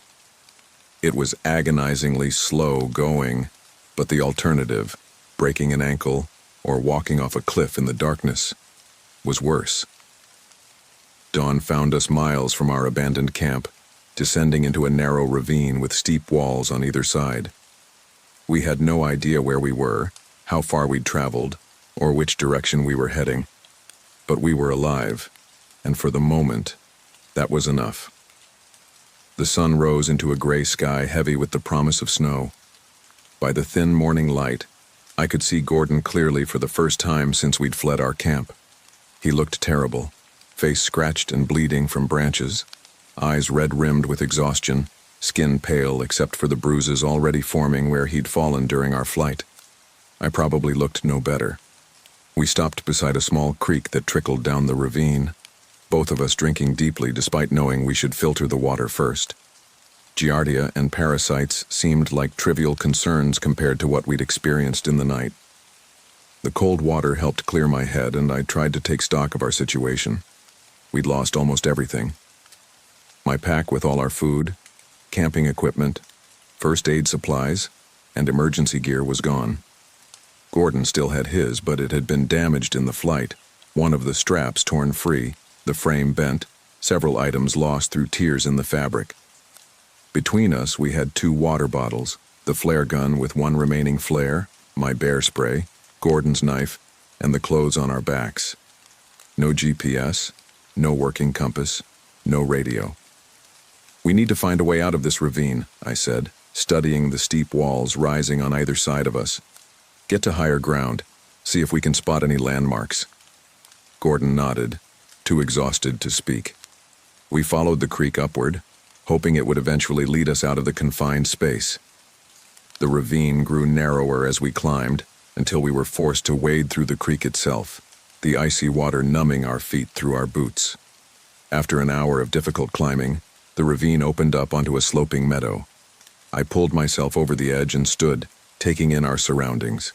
The meadow was perhaps a quarter-mile across, surrounded by dense forest on 3 sides and opening out onto a vista of mountains to the west.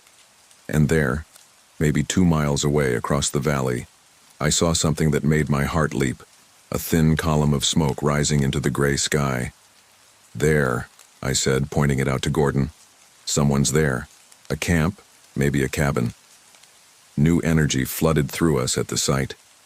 We set off across the meadow at the fastest pace we could manage, driven by the hope of rescue, of safety, of some explanation for the nightmare we'd endured. The meadow gave way to forest again, and we plunged into the trees, following a game trail that seemed to lead in the right direction. But as we got closer, something began to trouble me. The smoke wasn't moving like wood smoke should. It rose straight up in a perfect column, unwavering despite the morning breeze. And there was no smell, no familiar scent of burning pine or oak. Nothing at all. We emerged from the trees into a clearing, and there before us was the source of the smoke. A small cabin, old and weathered, with smoke rising from its chimney. But the cabin itself was wrong. The windows were dark, no light showing from within. The door hung partially open, creaking slightly as it swung in the breeze, and the ground around the cabin was disturbed, marked with those same drag marks we'd seen the day before. "We should keep going," Gordon said quietly. "This doesn't feel right." He was correct, but I was desperate. We needed supplies, shelter, some way to contact the outside world. And maybe, I told myself, whoever lived here needed help. Maybe they were victims of the same things that had hunted us. I approached the cabin slowly, one hand on my bear spray, the other reaching for the door. "Hello?" I called out. "Anyone home? We're park rangers. We need help." No response. The door swung open wider at my touch, revealing the dark interior. I could see a table, a few chairs, a cold fireplace, but the chimney was smoking. That made no sense. I stepped inside, my eyes adjusting to the dim light. The cabin was a single room, maybe 15 feet on a side. It had clearly been abandoned for years. The furniture was rotting, the floor covered in leaves and debris that had blown in through gaps in the walls. But on the table, looking completely out of place, was a park ranger's radio. My radio. The one that had been in my lost pack. My blood went cold as I stared at it. This was impossible. We'd traveled for hours, covered miles of difficult terrain. There was no way my pack could be here. "Roger." Gordon's voice from the doorway was tight with fear. "We need to leave. Now." I turned to look at him, and I saw what he'd seen. Carved into the wall beside the door, still fresh and oozing sap, was a message. "Stay." We ran. Again. But this time it felt different. The forest seemed to shift and change around us, trails appearing and disappearing, the terrain refusing to make sense. We'd climb a ridge only to find ourselves at the bottom of a valley. We'd follow a stream that seemed to flow uphill. Gordon insisted we were walking in circles, and I was beginning to fear he was right. By midday, the snow began to fall. Light at first, then heavier, big wet flakes that clung to everything and obscured our vision.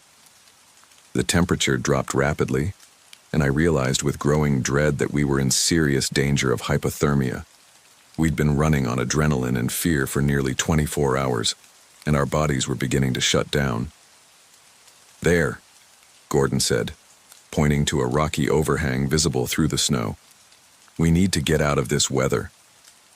The overhang provided some shelter from the falling snow, and we huddled together in the small space, sharing what little warmth our bodies still generated.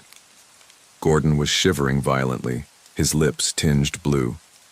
I knew I wasn't in much better shape. "Tell me about Montana," I said, trying to keep him talking, keep him conscious. "What made you transfer out here?" He was quiet for a long moment, and I thought he might have fallen asleep. But then he spoke, his voice distant. "There was an incident. A hiker died on my watch. I should have found them sooner.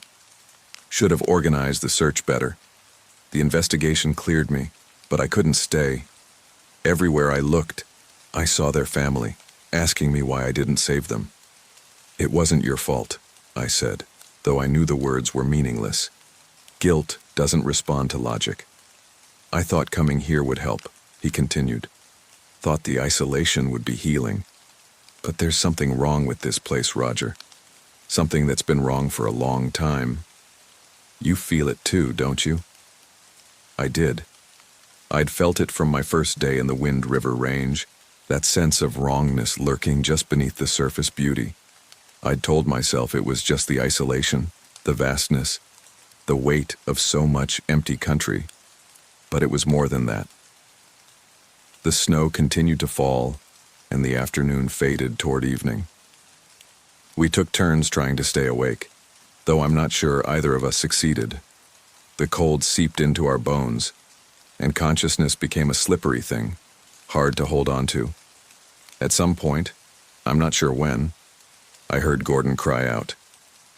I jerked awake to find him struggling to his feet, pointing into the snow-filled darkness beyond our shelter. "They're here," he said. "They've found us." I could see them too now, shapes moving through the falling snow, that same lurching gait, approaching our position from multiple directions. There were more of them now. I counted at least a dozen, maybe more, emerging from the storm. Gordon pulled out the flare gun, his hands shaking so badly he could barely hold it. "Last one," he said. "Make it count."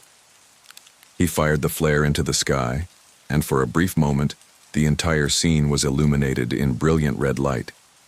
The figures froze, and I could see them clearly, dozens of them ringing our position close enough now that I could make out individual details. The faces, all different but all wrong. The movements, mechanical and organic simultaneously. And there, in the center of the group, something taller than the rest, something that might have been their leader or controller or simply another victim of whatever madness afflicted this place. The flare began to fall, and as its light faded, the figures began moving again, closing in. Gordon raised his knife, a pitiful defense against impossible odds. I clutched my bear spray, knowing it would be useless, and then, miraculously, I heard a sound that didn't belong, the distant whoop whoop whoop of helicopter rotors. The figures heard it too. They stopped advancing, their heads tilting in unison toward the sky. The helicopter sound grew louder, and suddenly a spotlight swept across the slope, bright enough to turn night into day. The creatures, if that's what they were, scattered, moving with sudden speed back into the trees, leaving Gordon and me alone beneath the overhang.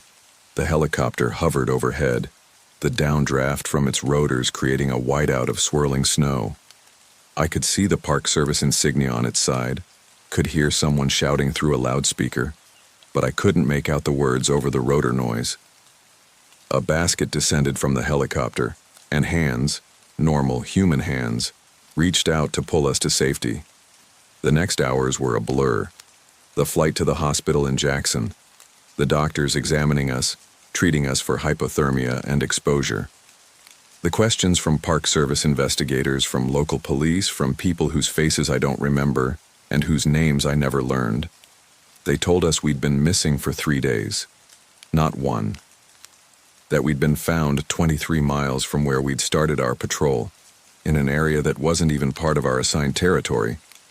That our equipment had been scattered across miles of wilderness, found in places we couldn't possibly have reached given the timeline and our physical condition.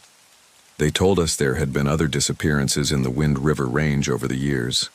Hikers who vanished without a trace, hunters who never returned, local people who knew better than to venture into certain parts of the backcountry, who spoke in whispers about things that hunted in the deep woods. But most of all, they told us it was a bear attack, that we'd been pursued by a rogue grizzly, that our equipment failures were due to the extreme cold affecting our electronics, that what we'd seen were other hikers suffering from their own cases of hypothermia and exposure, their appearances distorted by our compromised mental state. The official report was filed, signed, and buried. Gordon took a medical discharge and moved back to Montana. I transferred to a different station, somewhere with more people, fewer trees, less silence. We don't talk anymore. We tried once to discuss what really happened out there, but the words wouldn't come. How do you articulate something that defies articulation? How do you explain what you saw when you're not sure yourself what was real and what was the product of fear and exhaustion? 20 years have passed.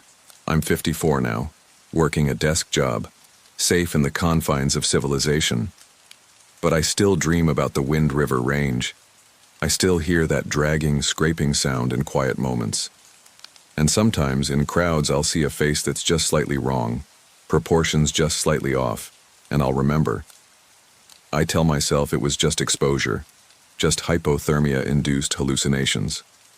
I tell myself that the human mind is fragile, that extreme stress can make us see things that aren't there. I tell myself that whatever happened in those mountains has a rational explanation, if only I could find it. But deep down, in a place I try not to examine too closely, I know the truth. There are places in this world where the normal rules don't apply, where things exist that shouldn't exist, where the boundaries between possible and impossible blur and fade. The Wind River Range is one of those places, and God help anyone who wanders too deep into its shadows, because once the wilderness decides to keep you, all the rational explanations in the world won't bring you back. I've told you everything I can remember. Make of it what you will. Believe it or dismiss it. That's your choice. But if you ever find yourself in the deep backcountry, in those places where humans rarely go and nature still holds dominion, remember this. Not everything that walks on two legs is human. Not every trail leads home. And sometimes the only thing standing between you and the darkness is the thin veneer of civilization we've wrapped around ourselves like a blanket. Stay on the marked trails. Keep to the daylight hours. And if you hear something moving through the trees just out of sight, don't investigate. Don't call out. Just turn around and walk away. Some mysteries are better left unsolved.